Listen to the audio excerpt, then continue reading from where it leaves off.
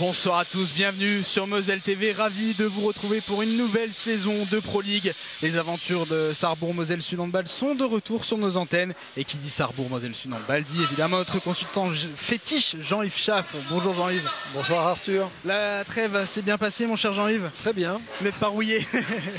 On verra. Alors Jean-Yves, c'est reparti.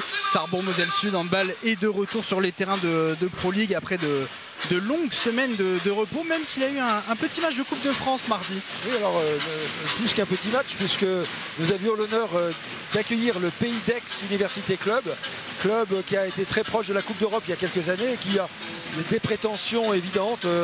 Un meneur de jeu espagnol de grand talent, une belle équipe avec d'anciens Sarrebourgeois. Un beau match. Ouais, qui s'est soldé par une défaite de Sarrebourg. La logique a été respectée, mais les choses commencent à se mettre en place pour l'effectif d'Arnaud Calbry. Je pense qu'Arnaud a goûté la qualité de la première mi-temps. On est rentré au vestiaire avec un but de retard, une mi-temps solide, sérieuse. On a fait douter, on sentait de l'énervement du côté du Pays d'Aix. Et puis assez logiquement, la densité physique imposée par les pensionnaires de Liquimoli s'est avérée payante et la note salée un petit peu à la fin. Enfin, salée, 8 buts contre une belle équipe de première division, ça reste correct. Ça reste correct. Alors l'effectif de Sarrebourg a évolué pendant cette trêve, Jean-Yves. On évoquait notamment le départ de Louis Despréaux vers cette équipe d'Aix. Il y a Jordan Niadjeu qui est parti du côté de Nancy, Noah Bardou à Angers, Quentin Hulot en N1 à Hasbrook, son club formateur. Dylan Grandjean est parti du côté d'Agde en National 3. Ça a beaucoup tourné, il y a eu quelques départs assez marquants. Oui, alors à la fois c'est vrai que c'est 5 départs marquants, mais dans un cycle de renouvellement qui a été beaucoup moins, pour le coup, marqué que les années précédentes, avec moins de départs cette saison. Donc une relative stabilité, mais pour des raisons différentes. La promotion de Louis Despréaux à Aix, qui est un départ tardif, puisque ce n'était pas programmé pour nous, mais qui était légitime. Dylan Grandjean qui visait avec sa compagne à un projet de vie nouveau dans sa région de naissance. Donc des choses somme toute assez logiques. Et un renouvellement que j'ai trouvé finalement relativement modeste par rapport à l'expérience passée. Effectivement, on se base sur la continuité du côté de Sarrebourg avec quand même quelques recrues qui viennent de l'extérieur. Marc-Alexandre Saucé vient de Cournon, l'adversaire du soir. Marc-Anto Ayo vient de Saint-Raphaël en Star League. Yannis Abir et Sender vient de Charbourg. Ce sont des bonnes recrues, Jean-Yves? J'ai envie de dire à elles et nos recrues de montrer, à eux les joueurs de montrer qu'ils ont le niveau de la Pro League. Alors Yannis Abir Essendé qui vient du centre de formation de Aix, il a goûté déjà au bon niveau, il connaît le niveau de la Pro League. Pour Marc-Anto, c'est on va dire une promotion, même si Marc-Anto est apparu très régulièrement en Liquimoli et qu'il a laissé quelques buts et démontré, on va dire, un certain talent. Et puis pour Marc-Alexandre Saucé, je pense que c'est un peu une relance, puisque formé à Chartres, il s'était approché de la première division. À Cournon l'an passé, il a eu peu d'espace et je suis convaincu qu'il aura envie de montrer à ses anciens coéquipiers, partenaires, qu'il vaut mieux que le banc sur lequel on l'a laissé l'an passé. Mais espérons que ces petits nouveaux deviennent de vrais renards jaunes, les Yellow Foxes de Sarrebourg qui ont terminé 10e de Pro League la saison dernière après un début de championnat qui était très délicat. 6 défaites d'affilée si je ne m'abuse. Jean-Yves, on imagine que cette année l'objectif c'est de ne pas se faire peur comme ça d'entrée pour essayer de viser un peu plus haut au classement. Oui, en effet, enchaîner un cycle de défaites comme ce fut le cas l'an passé, c'est accumuler bien sûr de la défiance, un manque de confiance. Mais il faut le rappeler, c'était on va dire lié en grande partie à un stock de blessés, beaucoup de joueurs cadres absents. Donc il a fallu aussi absorber ce choc constitué par 2 ruptures de ligaments croisés dès la préparation, dès la Coupe de France. On arrive cette saison à peu près au complet. On va dire, je te le rappelais tout à l'heure, on perd Baptiste Capel dans la semaine d'entraînement pour quelques semaines et ça c'est la mauvaise nouvelle, on va dire, du soir. Baptiste Capel qui sera remplacé poste pour poste bien évidemment par Marco Campagna sur le poste de pivot, on va le voir à l'œuvre, le joueur de la réserve de Sarrebourg. Alors on n'a pas encore évoqué l'adversaire, Jean-Yves. Cournon, le club auvergnat a terminé 13e de Pro League la saison passée. C'est le profil d'une équipe habituée à bagarrer pour le maintien, qui se connaît bien collectivement. Alors c'est d'abord le profil qui reste à construire et à polir, puisque Cournon était un promu l'an passé et que Cournon fait un très très beau début de saison. Cournon qui manœuvre bien loin de ses bases et qui malheureusement pour lui a eu plus de difficultés à confirmer chez lui. Donc je pense que c'est un club qui a bien négocié sa première saison, la preuve, ils se sont maintenus, qui a conservé une base de joueurs cadres relativement jeunes et solides et qui fait un recrutement que je trouve assez intéressant, qui a fait un bon match de Coupe de France, donc à voir, méfiance. Et du côté de Sarrebourg, on se base bien évidemment, on l'a évoqué, sur la stabilité. Il y a des profils qui émergent, des profils qui sont sûrs dans cette équipe. Est-ce que Hugo Christ dans les buts et Marius Randriozeno au poste de demi-centre, qui est capitaine cette saison, sont plus que jamais leaders de cette équipe? Ah bah sûrement, enfin, et je rajouterais bien Fred Beauregard. Et aussi le vétéran, il a 41 ans, Fred. Oui, il ne les fait pas. Bientôt 41 ans, effectivement. Et Samy Douché, qui est aussi le plus ancien des joueurs du groupe. Donc c'est des joueurs, effectivement, qui ont l'expérience de ce niveau de jeu. Mais parmi les plus jeunes joueurs, je pense à Quentin Pugliese par exemple qui revient, on a déjà des joueurs de 23 ans qui ont quand même accumulé d'expérience dans les centres de formation où ils ont été formés et depuis 2-3 saisons dans le championnat de Pro League. Donc c'est une équipe relativement jeune, quelques cadres expérimentés, mais de la jeunesse qui a déjà accumulé un peu d'expérience. Ce match qui va maintenant commencer dans quelques minutes. Les dernières consignes sont données par les entraîneurs des deux équipes. On voit le groupe de Sarrebourg extrêmement concentré. L'importance d'un premier match de Pro League à domicile, de bien démarrer. On a évoqué le départ désastreux de l'an passé, n'ayons pas peur des mots. C'est important de l'emporter ce soir. Tout à fait. On a, alors je pense que les volcaniques auvergnats ont fait sûrement de même, mais on a coché ce match. Il faut commencer par une victoire. Le mois de septembre est assez complexe et donc commencer par une victoire chez soi, c'est la confirmation que le travail qui depuis 7 semaines a conduit l'équipe à se renforcer, à se forger, à mieux se connaître, eh bien trouve un débouché légitime. À l'inverse, perdre, c'est être dans le doute et renvoyer à plus tard ce retour de la confiance. On a vu passer très brièvement les résultats pour le moment de cette première journée de Pro League, mais bien évidemment, c'est difficile de tirer des conclusions hâtives sur qui sera le champion de France. On le disait, un des favoris, Saran, a perdu de 8 buts à Frontignan, donc qui est favori aujourd'hui? La logique financière, ce serait de répondre Saran. La logique sportive, c'est peut-être de regarder ce qui se passe de côté de Dijon, parce qu'il y a eu un recrutement intéressant et une belle première performance sans les recrues en Coupe de France. Donc, et on a des outsiders, on en parlait tout à l'heure. Regardons à Bière, à Caen, Cherbourg, comment ces clubs progressent. Valence qui fait un très beau warm-up, un très beau match de Coupe de France. Donc, ce sera intéressant de voir dans 2-3 journées un petit peu les rapports de force. Ouais. Et c'est parti, Jean-Yves, pour ce premier match de Pro League. Sarrebourg reçoit Cournon avec un premier ballon pour les Auvergnats. Avec une base arrière qui est somme toute assez classique, et Robin Dourte, le plus lorrain des Auvergnats, qui marque son premier but. Le premier but de la rencontre, effectivement. Premier but ici à Sarrebourg. Est-ce que vous pouvez nous présenter le set de départ de Sarrebourg, Jean-Yves? Oui, bien sûr. Julien Cadel, donc à l'aile droite international belge, franco-belge, formé à Bruges près de Bordeaux, qui est passé par Célestat, Hasbrook. L'arrière droit gaucher, Marc-Anto Ayot, qui est corse d'origine, formé à Ajaccio et qui a été formé poli au centre de formation de Saint-Raphaël. Marius Randriozeno, le mi-centre réunionnais, formé à Limoges, passé par Grenoble, notamment par l'Annester Sarrebourg. Aujourd'hui, qui a signé pour 3 ans. On avait, je crois, Clément Esparon en attaque, l'arrière gauche réunionnais passé par Nîmes. On a l'international luxembourgeois Félix Verdel dans les buts, Hugo Christ, à l'aile gauche et dans les buts d'Hugo Christ, bien sûr. Et cette première tentative de Julien Cadel, le Belge, qui s'est envolé au-dessus du but. Et j'ai dû oublier, et j'en m'en excuse, Yanis Abiressende, le pivot, la recrue de la saison. Voilà. Le franco-portugais, voilà. Qui était un joueur qui était déjà suivi par Sarrebourg, Jean-Yves. Oui, c'est ça. On avait pris contact avec Aix-en-Provence et Thierry Anti autour de ce joueur qui nous semblait intéressant et dont Thierry Anti, l'entraîneur de Aix à ce moment-là, l'ancien entraîneur de Nantes, nous disait le plus grand bien.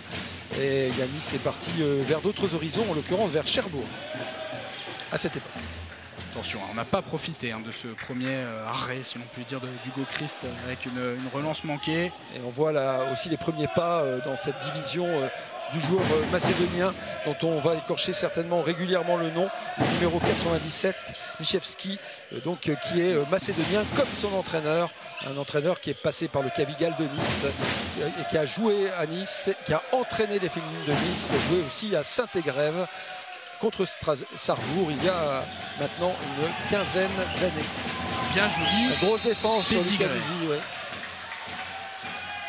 On peut aussi, je pense, présenter la paire de juges arbitres, Amandine Grosjean et Eléa Potier. Bras élevé justement de la part des arbitres. Ouais, on avait le droit qu'à une seule passe, il y en a eu deux. Effectivement. Allez, Randré Otseno, premier ballon au pivot et l'arrêt. Voilà, donc une faute sur l'attaquant. Sur Abiressende. Voilà, sanctionné d'un penalty. Et Kalim Zahaf, le jeune gardien qui connaît bien Yanis puisqu'il était au centre de formation de Aix et qui nous a fait des misères quand il était à Nancy l'an passé face à Marius Randrianseno. Pour le premier 7 mètres de voilà. Et c'est manqué. Voilà. Est-ce qu'il l'a touché en tout cas? Oui, il l'a. Comme tu le dis, Jean-Yves, il nous fait un petit peu des misères là, sur ce début de match. Voilà, les téléspectateurs dans le BAL TV à l'époque des FR3, puisque c'était à Nancy, se rappellent le tir de Marius Randrianseno sur penalty entraînant l'exclusion définitive du joueur sarrebourgeois, sa disqualification puisqu'il avait touché la tête de Kalim qui avait habilement arrêté le ballon d'un bon déplacement. Voilà, Kalim c'est un bon joueur et il va falloir s'en méfier comme de la peste. Lucanusi aussi c'est un bon joueur. Hugo Christ aussi, il faut s'en méfier. Qui fait une très belle entrée. Oui. Un des tout meilleurs gardiens de Pro League la saison passée, pratiquement 11 arrêts par match. Esparon. Allez garçon. Une passe manquée au pivot. Oui, effectivement, Marc Anto qui lâche un ballon. Ouri, tout seul face à Hugo Christ. Voilà. Ça fait déjà 2-0. L'ancien joueur de Lanester, Thomas Ouri.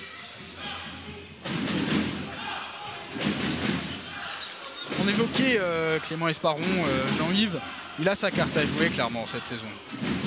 Il a grandi, il s'est adapté. On peut imaginer que quand vous quittez le cocon du centre de formation de Nîmes pour vivre et jouer au handball à Sarrebourg, c'est pas forcément facile pour un joueur d'origine réunionnaise. Il y a eu un temps d'adaptation et aujourd'hui, je crois qu'effectivement Clément est complètement intégré au groupe. Il avait marché effectivement. Ouais, un marché qui est réclamé, mais les arbitres ne sifflent rien. Et Horace Quintin qui échoue au sur premier poteau. Voilà. On va dire que le poteau s'est chargé de réparer le marché. Esparon justement, il y a encore un arrêt. Et Kalim Zahaf qui est solide et la relance sur l'aumônier qui est précise. Voilà. Très belle relance, ça fait déjà 3-0. Petit retard à l'allumage de nos Yellow Foxes, Jean-Yves. Effectivement, c'est dans le duel. Alors, est-ce qu'on prend les shoots un petit peu vite? Et Kalim qui est dans la lecture, qui est attentif, qui a fait de la vidéo, qui est à la hauteur des espérances forcément de son entraîneur qu'il a préféré à jamais qui avait fait une très belle saison l'an passé. Aïe, avec Randré Otseno. Et le premier but du Sarrebourg Moselle Sud Handball dans cette saison 2024-2025 de Pro League. Voilà. Et l'aumônier qui est repris par Marc Antoine et Félix Verdel. Bonne défense. Très beau repli défensif, effectivement. Pour contrer le jeu rapide, pourtant, sur un but. Pas une contre-attaque. Surtout, effectivement, Zachary Lemonnier, qui est l'ailier droit de Cournon, qui est un joueur très, très rapide. Horace Quintin, de l'autre côté, doit aussi voilà, un peu plus grand, un peu plus fin, mais aussi rapide. Donc forcément, les ailiers sont les joueurs qui portent les stockades et qui ont une capacité à se projeter et à accélérer sur 20-25 mètres extrêmement forte. Et donc il va falloir replier très fort si l'on veut éviter d'être châtié. Donc les spectateurs qui fréquentent les arènes de Metz auront peut-être reconnu l'attrait et la qualité de jeu d'une Chloé Valentini, par exemple. Il va très vite vers l'avant en contre-attaque. André Anseno. Et Marius. Ouais.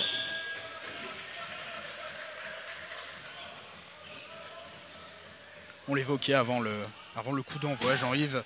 Il va être clé cette saison. Marius André Anseno, il est désormais capitaine du club.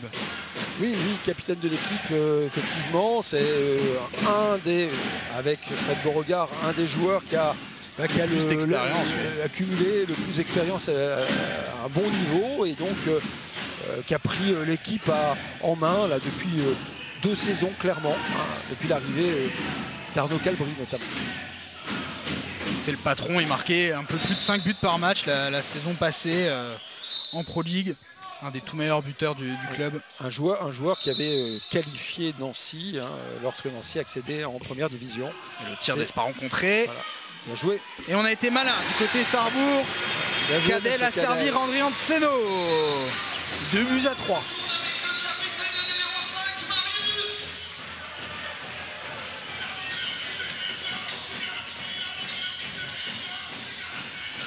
Félix Zerdel qui est sorti. J'espère que c'est pas... Non, c'est rien. Il est allé essuyer ses mains. J'avais peur qu'il soit blessé. Pas assez de résine peut-être sur les mains. C'est ça.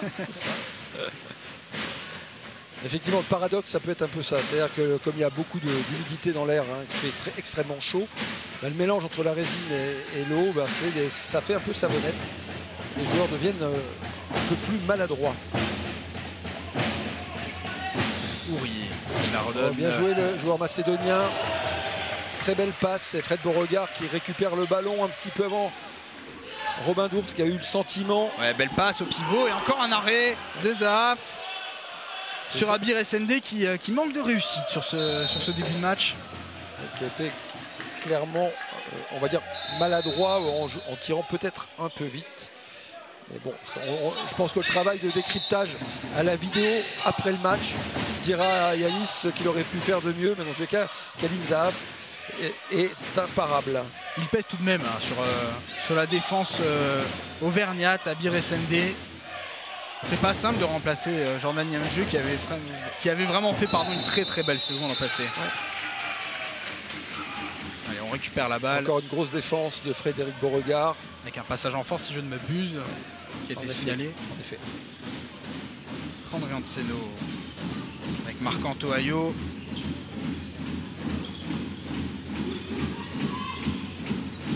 Jeu un peu statique. Ayo. Ouais. Tir un peu décalé, quasiment à la hanche. C'est ça, tout à fait. Effectivement, il utilise l'écran du joueur qui défend pour pouvoir tirer de manière masquée et on trouve facilement Robin Dourte. Et 2 minutes pour Verdel avec un petit geste à la tête. Ouais, je pense qu'effectivement Félix a dû pousser Robin Dourte. On le voit se plaindre un petit peu, on l'a vu se plaindre au niveau du visage. Rien de bien méchant, mais dans le règlement, c'est 2 minutes. L'arbitre était particulièrement bien placé. Donc on n'a aucun doute sur l'effectivité de la faute et de la sanction.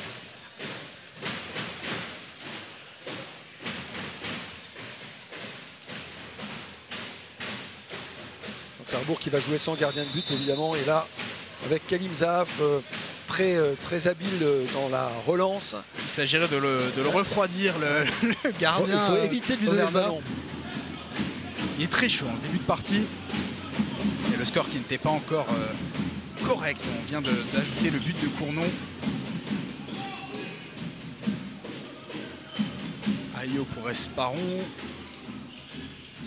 André Anseno, la rapidité, la vivacité sur les appuis. Bien joué, monsieur. Oh, le kung fu ouais, très beau kung fu. Et pour contrer un kung fu, il faut un gardien bouillant. Voilà. Encore un bel arrêt de Zaf et une très belle transversale de Musi, le Monnier, qui... Ah, il écœure les attaques sarbourgeoises depuis le début de la rencontre, le portier.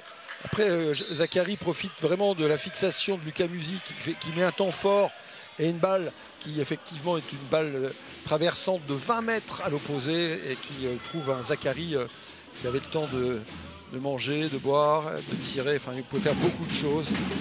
Prendre l'apéro sûrement. Alors, dans tous les cas, Cournon prend de l'avance. Et en grande partie grâce à son gardien, Zaf. Et on force un peu le tir du côté de Marius Randgren. Et on voit la relance, effectivement. Une belle interception de Marc-Anto Ayo. Très beau repli. Ça vaut un but, ça. Ouais, exactement. Un beau rebond au basket. On considérerait qu'il a effectivement pris un beau rebond. Dans tous les cas, on voit que Marc-Anto a des belles qualités athlétiques et puis une belle vision du jeu.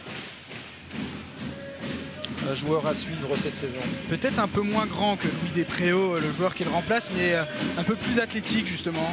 Oui, c'est pas. Ça doit jouer à quelques centimètres, je pense. J'ai pas la fiche de Marc-Anto en tête, mais on doit avoir 2 cm de plus pour lui qui mesure 1m94. Mais effectivement, on a des joueurs de morphotype assez proches. Et surtout avec une capacité à tirer de loin qui est très intéressante. Pugliese qui est entré. Voilà, Quentin Pugliese qui fait son entrée. Et Marc-Anto quand même qui est élu. Qui a tenté sa chance, mais c'est un peu présomptueux. Ouais. Au-dessus du bloc de Cournon. Des rotations et de la maladresse et balle qui glisse. On parlait de Savonnette tout à l'heure. Je pense que Robin a été confronté à cette balle qui glisse. Lucas Castel qui est rentré à l'aile gauche. Avec André Antseno. Voilà. Ayo. Qui cherche la défense en zone. Qui n'est pas payé là cette fois-ci. Donc on a Quentin Pugliese qui effectue son premier match en championnat depuis sa blessure il y a 1 an.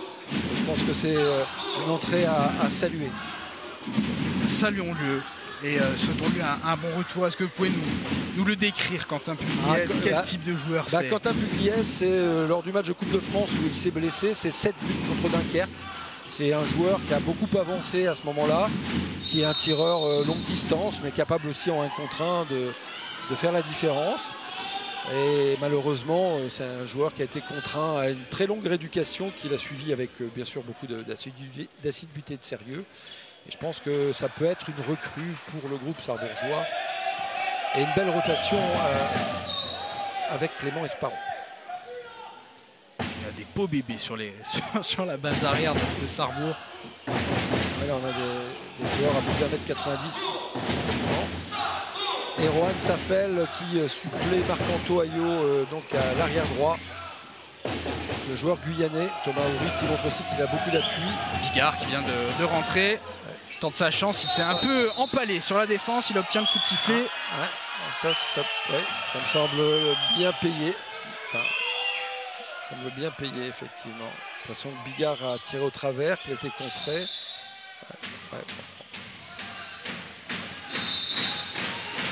Camusi. Tentative repoussée par la barre.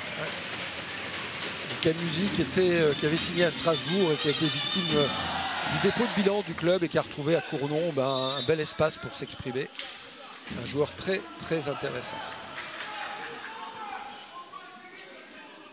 Safel également qui est entré, qui a pris le relais de Marc-Anto Ayo sur le poste d'arrière droit. Un joueur intéressant à suivre aussi, je regardais, c'est Walter Soares, le joueur portugais. Joueur qui avait fait des belles stats en D1 portugaise. Voilà, qui fait une belle faute sur Quentin Pugliese. Ouais. J'allais dire un peu sifflé à retardement, mais c'est sifflé.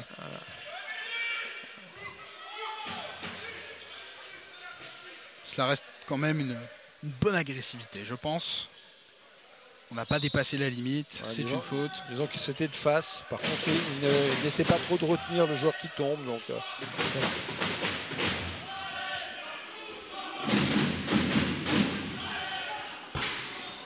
Encore le manque de réussite les attaquants sarbourgeois. Une magnifique relance pour Le Monnier qui n'a plus qu'à punir Hugo Christ. Ouais.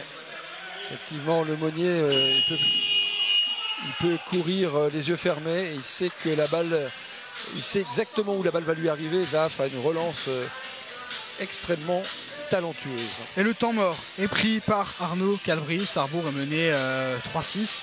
Ouais, un temps mort qui indique, on va dire, la difficulté dans laquelle Sarrebourg s'est engagé.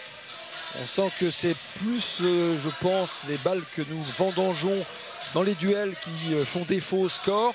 Donc cause, prise peut-être de shoot un peu rapide, je pense qu'on n'attend pas assez. Et puis on a un Khalil Zaf qui est dans ses standards. C'est un joueur qui veut s'inscrire dans la durée comme un bon professionnel. Il a été performant à Aix, il a été performant à Nancy, il a été performant là où il a été prêté.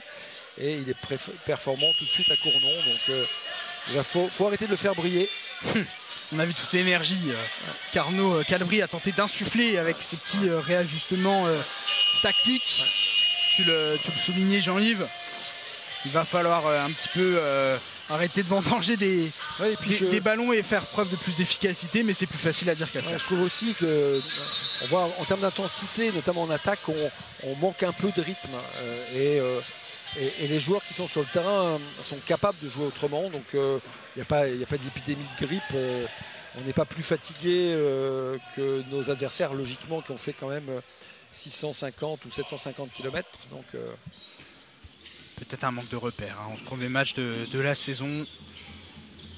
Les ajustements ne sont jamais réellement terminés.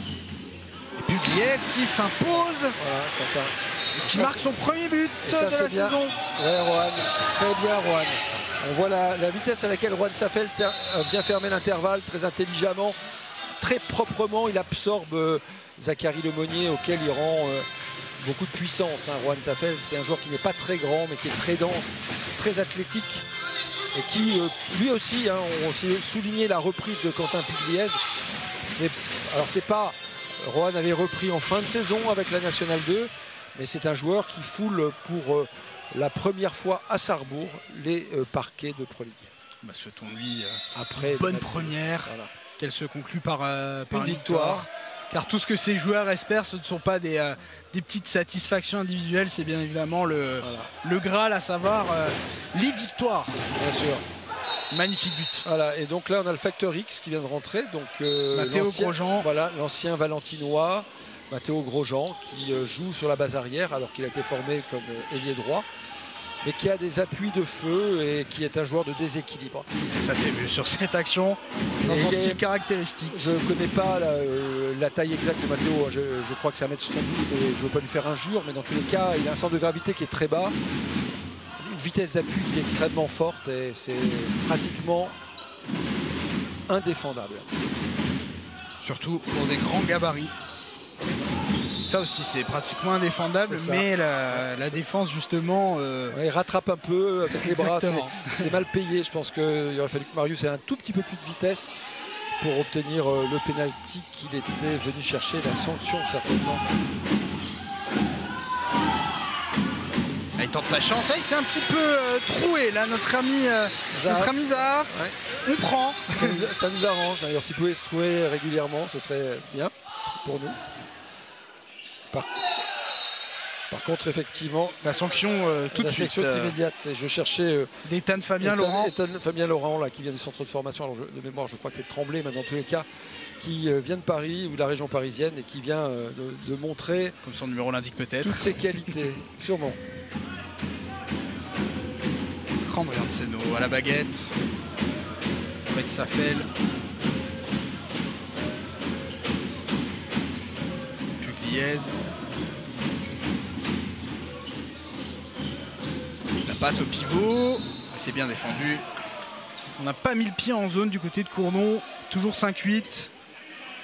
Au bout de 17 minutes et 40 secondes. Oui, toujours 2-3 buts. Le beau tir à la hanche. Un beau tir à la hanche, effectivement, Khalil Zaf qui n'est pas payé parce qu'il a été surpris peut-être.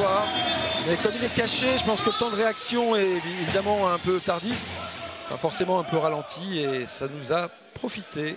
Un gardien qui se refroidit légèrement. Profitons-en du côté de Sarrebourg.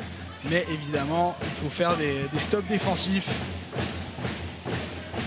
Laurent Lagier-Pitre, l'ancien cristolien, l'ancien parisien, joueur qui a aussi beaucoup voyagé à l'étranger, en France, joueur expérimenté, joueur de talent dans sa génération, un des meilleurs joueurs de sa génération. Et l'arrêt d'Hugo Christ, ça faisait un petit moment et ça fait toujours du bien, il donne de l'énergie à son équipe. Allez Juan. Et là avec peu d'angle, Et oui, Julien Cadel c'est très fort avec peu d'angle.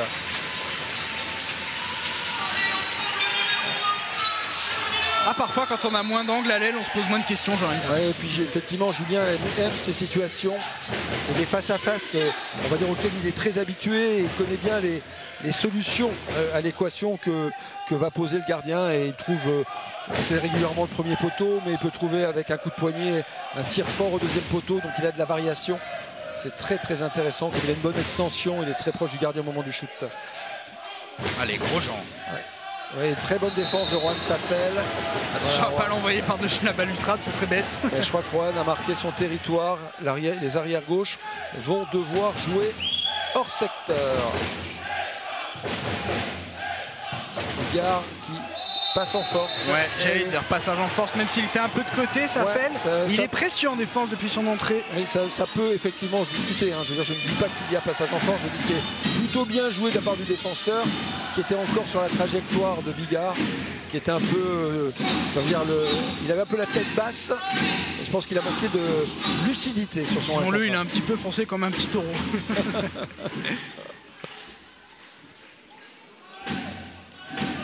Castel avec Pugliese. Sarbourg qui a l'occasion de recoller au score. Et ça fait, après une bonne défense, il vient se faire contrer par la défense, justement. Qui manque d'extension, je pense.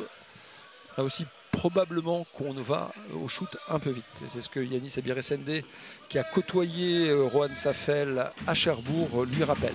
Un joueur qui était cherbourgeois il y a 2 saisons. Il est maintenant sarbourgeois. Voilà. Belle passe du pivot pour Lucas Castel, très habile. Voilà. Belle entrée du Mosellan. On le rappelle, joueur formé à Amnéville, passé par le pôle espoir de Pont-à-Mousson. Lucas Castel. Et on est revenu à égalité, Jean-Yves. 8-8, Sarrebourg, son nom. Il faut faire douter, effectivement. Ichevski qui revient, donc là on met de la taille et du poids, mais aussi de l'expérience sur la base arrière de Cournon. Laurent Lagier-Pitre qui a annoncé. Alors il trouve un bon décalage pour Ethan. Et c'est manqué. Et il avait peu d'angle. Exactement. Hugo Christ s'est imposé. Julien Cadel qui ferme aussi cet angle, donc le lié est en dette de temps. Allez Rohan, allez Rohan. Ça, c'est une belle extension. C'est un beau shoot et Sarrebourg repasse en tête. Voilà, bien joué monsieur Cadel, bien joué. Et la perte de balle stupide. Voilà, effectivement Julien Cadel qui est venu créer de l'incertitude dans la zone d'engagement. Et les joueurs de Cournon qui font une faute à l'engagement, une faute offensive assez toute rare, mais qui a été créée par l'action. Une balle de voilà. Plus pour Sarrebourg. Et on salue l'entrée effectivement en rotation de Julien Cadel, de Samy Duché, donc à l'aile droite, le vice-capitaine du Sarrebourg Moselle Sud handball. Un des joueurs les plus expérimentés du vestiaire, comme tu le soulignais en début d'antenne. Bien sûr, puisqu'on se rappelle aussi que Samy jouait en 2e division avec Nancy avant de venir à Sarrebourg. Magnifique, une nouvelle fois. Lucas Castel, allez, Sarrebourg, cette fois il allait chercher entre les jambes du gardien. Et un temps mort qui nous fait du plaisir et qui nous fait du bien. En tous les cas, qui permet aussi de souffler. Oui, puisque Marianne Koleff a décidé que c'en était trop. 10-8 pour Sarrebourg. Les choses se sont mises en place après un départ un petit peu diesel. On retrouve des Yellow Foxes un petit peu plus entreprenants. Et puis je pense que, bon, on le disait avant le match avec Robin Dourte, Cornette, le demi-centre, qui est alors peut-être le demi-centre titulaire, mais qui est un joueur intéressant de Cournon, pardon, s'est blessé à l'occasion du match de Coupe de France. Donc c'est aussi une forme de désorganisation. Bien sûr, on rappelle la blessure aussi de Baptiste Capel, qui est une tour de défense et d'attaque pour Sarrebourg. Dans tous les cas, ça peut désorganiser un peu. Manque de rotation. On sent aussi qu'à ce moment du match, les joueurs de Cournon ont besoin de souffler. Donc c'est peut-être un temps mort qui vient à propos. Mais c'est aux Sarrebourgeois de continuer de jouer avec beaucoup d'intensité. Clairement, Jean-Yves, tu parlais de cette profondeur de banc. Ce sont les remplaçants de Sarrebourg qui ont fait la différence dans ce petit laps de temps. Sûrement, on a mieux géré notre temps de rotation. L'arrivée de Quentin Pugliese a été efficace. Juan Safel fait une très belle entrée. Lucas Castel à la finition fait 100% et auteur des 2 derniers buts. Donc effectivement, ce sont des rotations qui ont apporté leur écho et permis de prendre 2 buts d'avantage. Michevski qui reprend le contrôle du jeu. Côté Cournon. Grosjean. Attention, bien joué Ethan qui avait... Belle passe au pivot et l'arrêt. L'arrêt à 6 mètres d'Hugo Christ. Laurent Lagier-Pitre qui avait bien vu Ethan, qui avait posé un peu sa valise et qui était discrètement... Oh là là, c'est mal joué. Attention, là on n'est pas très... On profite pas. Robin Dourte qui s'est accroché, je pense, dans un maillot là sur je pense qu'il s'est fait une entorse au poignet. Aïe, aïe, aïe. Des poignets déjà strappés. Voilà. On peut rappeler surtout aux téléspectateurs volcaniques les origines meurthe-et-mosellanes de Robin Dourte. Robin Dourte qui a fait ses classes à Metz Handball. Robin Dourte qui était au pôle de Pont-à-Mousson. Robin Dourte qui a été formé au centre de formation de Paris, qui a signé son premier contrat prêté en Espagne et qui après je crois 2 saisons à Ivry a rejoint en cours de saison Cournon et pour le coup une bonne pioche pour le club. Un sacré physique qui en impose au poste de pivot. Soares un peu maladroit là aussi, tant mieux pour nous, on trouve des shoots faciles du côté de Cournon, mais le joueur prend le shoot un peu vite, il se tourne. Attention à ces approximations. Je crois qu'il faut effectivement mettre la main sur le ballon.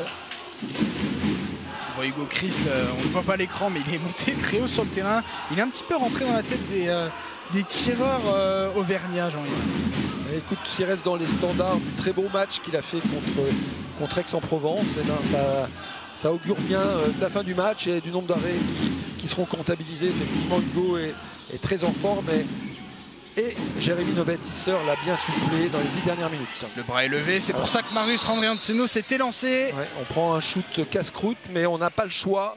Le bras est levé. Mais on obtient une faute. On a 3 ballons, donc Marius, attention les garçons. Quentin Pugliese. Oui, dommage. C'était presque parfait. Il y a une combinaison, c'était pas mal. Et là, la défense était Samy. Et l'arrêt d'Hugo Christ, mais Samy Boucher se fait sanctionner. Jet de 7 mètres, 2 minutes. La double peine. Oh mon Dieu. Là, on est sur, pour le coup, un manque d'attention sur le repli. Un joueur court, dos au ballon.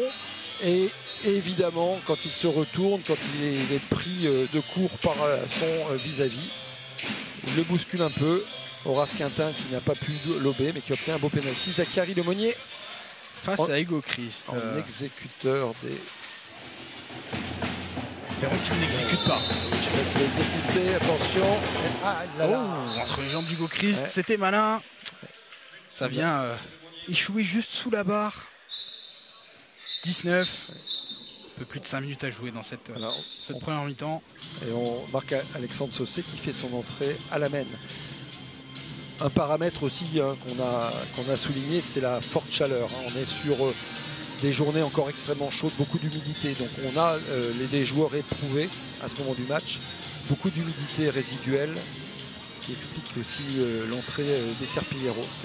Il est vrai qu'il fait un peu lourd, disons-le. La chaleur qui s'est accumulée et qui va s'évacuer à grands coups de courant d'air ou avec le refroidissement prévu la semaine prochaine. Et c'est vrai que la Côte d'Azur s'était déplacée en Lorraine depuis quelques jours.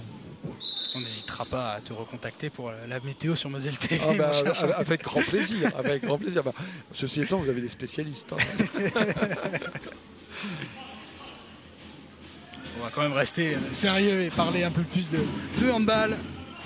Avec Saucé qui touche un de ses premiers ballons. Abir SND. Voilà. Et le retour de Clément Esparon. Allez, là. Qui a un peu manqué de réussite. Là, il s'essaye à nouveau, mais il se fait contrer par le bloc. Et Zaev qui marque dans le but vide. Oui. On avait dit qu'en cas d'infériorité numérique, la sortie du gardien sarrebourgeois serait sanctionnée si Kalim Zaaf voyait traîner un ballon dans sa zone d'influence.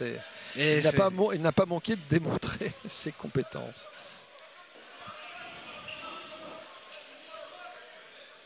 C'est toujours le danger quand on pratique le jeu sans gardien. Abir SND, pour nous égalisé. 10-10. Saucé qui vient démontrer ses qualités athlétiques. Ouais.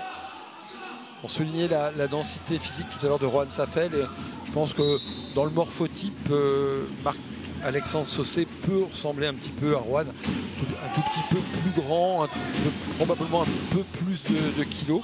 C'est des joueurs très denses et pourtant très rapides. Donc c'est intéressant. Il avait pris l'intervalle, mais il avait oublié le ballon en cours de route. C'est ça. Rohan Safel. Prendre rien de ses notes, toujours à la baguette. Base arrière très tonique, Jean-Yves. Là, je pense que vous voyez, ça mériterait quand même un peu de sanction. On a joué en extension, il est poussé latéralement. Je pense qu'il n'y a pas vraiment d'intention non plus de l'amortir. Et c'est un jeu qui me semble un peu dangereux. Pour le moment, au but sur cette défense de Courdon. Il y avait un pas de trop pour Safel. Ouais. Il n'est pas d'accord, le public non plus. Ouais, je pense que non, effectivement, il ne semble pas. En fait, si vous voulez, le joueur fait une feinte de shoot en extension, mais il me semble que dans le nombre d'appuis à la réception, on n'est pas sur le marché. Mais bon, voilà, il en a été décidé autrement. En tout cas, c'était bien joué, intelligemment joué de la part de Rohan Safel qui s'apprêtait à faire une roucoulette en sortie de 1 contre 1. On passera le Schwenker pour l'autre fois. Oui, c'est ça. Grosjean. Ouais, la belle passe au pivot, mais il est déséquilibré. Ah, un peu sévère à mon goût, Jean-Yves. C'est 2 minutes pour Rohan Safel. Ouais. Disons que ça mériterait presque de revoir le ralenti pour comparer aussi d'une action sur l'autre. C'est ça, avec une certaine forme de cohérence entre les deux côtés. Voilà, effectivement. Rien de scandaleux bien sûr, mais le public de Sarrebourg gronde. Après, on peut imaginer que le public éprouve un sentiment d'injustice pour Rohan qui n'avait peut-être pas marché, qui a été sanctionné du marché, qui se retrouve ici sanctionné peut-être pour une faute un peu sévèrement. À revoir dans tous les cas. Attention bien sûr à ces petits détails, ne pas se laisser déconcentrer, rester mobilisé malgré l'infériorité numérique. Oh là là, oh, quel miracle ce but. Et là, effectivement, les joueurs sarrebourgeois qui ont un peu le sentiment que Laurent Lagier-Pitre, dans un intervalle qui n'existait pas, a profité de la mansuétude du corps arbitral pour s'appuyer sur le défenseur et lâcher un tir avec un peu de poignée en lucarne. Mais bon, il a joué, il a gagné. Et Courdon prend un but d'avantage dans Hyper Money Time de cette fin mi-temps. Allez, il obtient le jet de 7 mètres avec une défense en zone. Je pense qu'on est un peu dans le rééquilibrage des décisions. Non, pas jusque-là. Ça peut, quelquefois, si tu retrouves de la cohérence en prenant à peu près les mêmes décisions. Et Julien Cadel qui va s'élancer une fois que le parquet sera un petit peu nettoyé. Effectivement, il est vrai que lorsqu'il y a un doute, on peut, quand on est arbitre, essayer d'avoir une certaine forme de cohérence entre les deux équipes. pour ne pas léser l'un ou l'autre. Allez, Cadel après plusieurs feintes qui égalise 11 partout.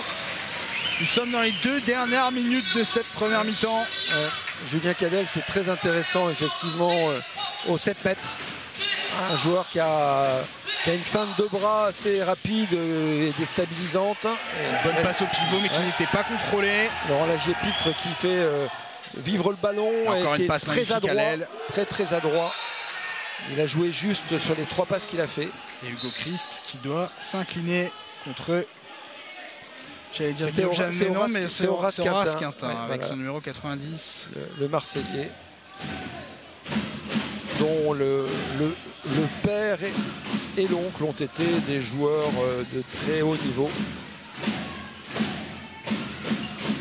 Avec Quintin étant l'un des barjots médaillé de bronze à Barcelone. Ça ne rajeunit pas tout ça. Barcelone 92.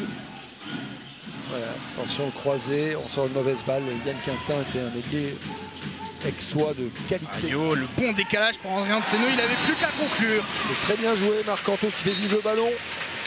12-12. Et qui décale Marius André Anseno. On a remis de la masse aussi sur la base arrière de Cournon. Joueur macédonien qui est revenu. Lucas Musuy aussi qui est un joueur très dense. Un joueur très propre qui cède sa place à Thomas Horry. Mathéo Grosjean reprenant l'arrière. On a Mathéo qui va mettre certainement beaucoup de vitesse dans l'intervalle, aller défiant 1 contre 1. Voilà. Un bon décalage, mais on va revenir à un jet de 7 mètres.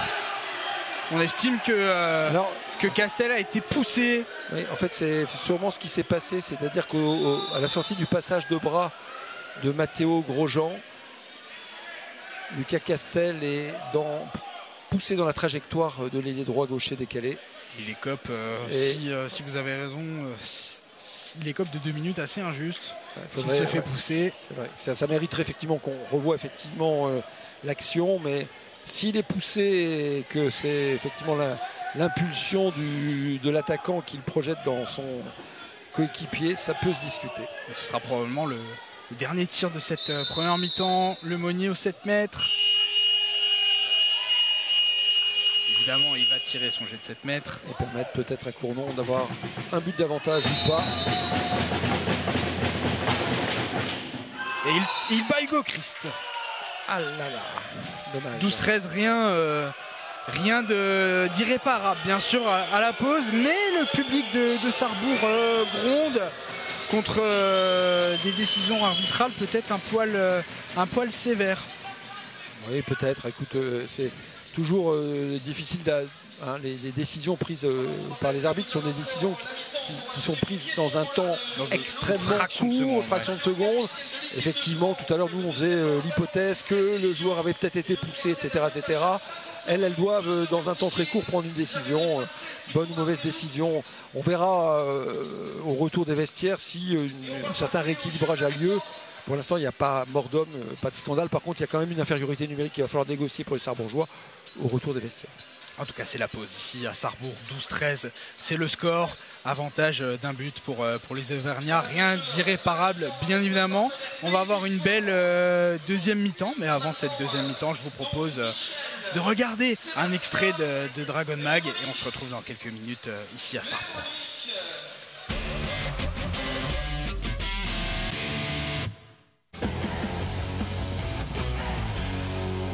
Avant d'enfiler les jupettes, de reprendre les ballons, eh bien, mercredi, Metz Handball a effectué sa traditionnelle présentation d'équipe et c'était toute autre tenue qui était à l'honneur. C'est toujours un moment à part qui marque les esprits chaque année et aucun autre club n'a su l'émuler. Il y a eu quelques tentatives par-ci par-là, mais Metz Handball reste bel et bien le détenteur des plus belles soirées de présentation, en tout cas de celles qui marquent le plus les esprits. Après la Moselle, la cathédrale, l'hôpital, l'opéra-théâtre et j'en passe encore d'autres, les Dragons ont cette fois arpenté les rues de la ville en voitures anciennes et tenues d'époque. Un reportage vaut mieux que 1000 mots et Colline d'Expert y était pour nous.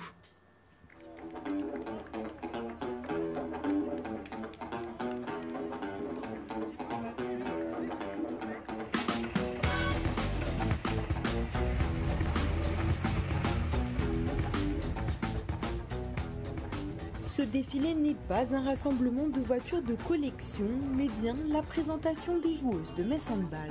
À bord de ces véhicules, les Dragons arpentent les rues de Metz, de la République jusqu'à la célèbre cathédrale, sous les yeux conquis des supporters. J'en aime bien plein, donc pour tout le monde, on va dire. Nos jeux étaient magnifiques. C'est toujours sympa, chaque année le président fait quelque chose de très cool. Le président Weissman a encore rivalisé d'ingéniosité pour trouver une super soirée. Après le ski nautique, il est arrivé en scooter cette année, on l'arrête jamais. C'est cool parce qu'on voit les joueuses, les tenues, on se retrouve tous entre supporters, c'est sympa. Je pense que ça met un bon niveau sur cette saison qui va arriver et qu'on espère génial. Le défilé s'est passé dans toutes les rues piétonnes et ça c'était sympa. Les nouvelles recrues se sont donc prêtées au jeu, l'occasion pour certaines de retrouver une ville qu'elles connaissent déjà bien. C'était génial, ça fait bizarre d'être dans des anciennes voitures comme ça, il y en avait de très très belles et plus ou moins anciennes et franchement c'était un honneur. C'était important de retrouver des visages connus, c'était marrant. Beaucoup de monde m'ont dit oh bon retour Laura, contente de te revoir et c'est vrai que ça fait chaud au cœur de voir que finalement personne m'a oublié et que les gens sont heureux de mon retour, ça me touche énormément. C'est aussi un moment de cohésion où on échange, c'est un petit moment de team building je dirais un petit peu où on se retrouve dans des contextes qu'on n'a pas l'habitude. Pour certaines joueuses, elles n'ont pas l'habitude de ça, des étrangères, c'est nouveau, ça nous permet aussi d'échanger et de rire tout simplement. Ces arrivées, remarquées et remarquables, sont désormais une tradition, véritable signature du club de Metz Handball. L'idée c'est quand même de faire participer les Messins, de montrer notre ville, de ne pas faire un truc dans un resto dans un coin, en catimini. Voilà, je trouve que c'est très sympathique que tout le monde participe à la fête.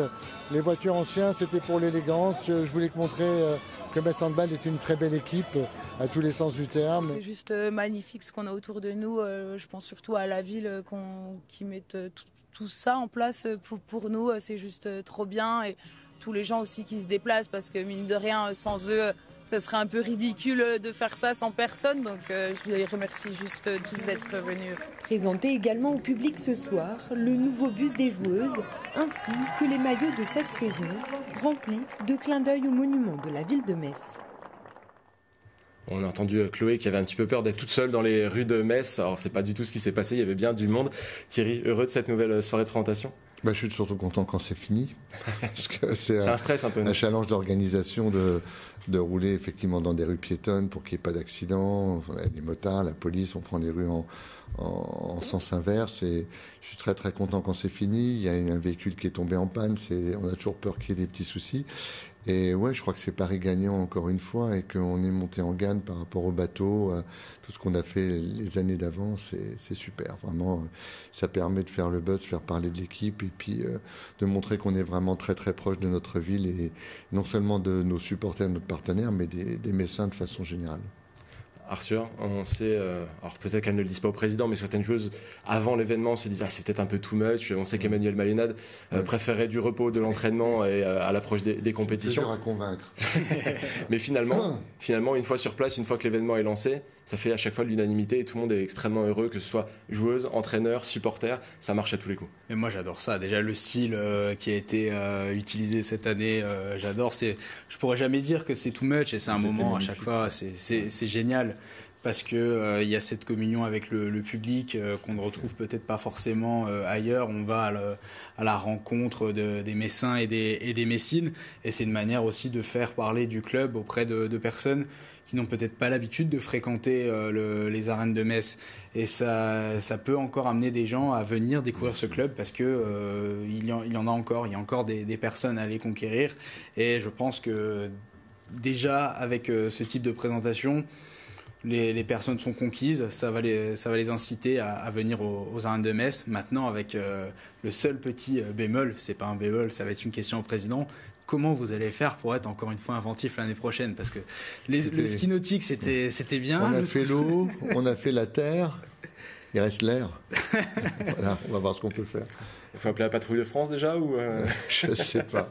On va apprendre aux filles à sauter en parachute. Bon, il reste quand même une piste montgolfière quand même. Ouais, difficile de pouvoir être présent près des supporters. Il faut mettre les supporters dans les montgolfières également. Il faut les amener ailleurs. Allons-y. On verra. Allons-y.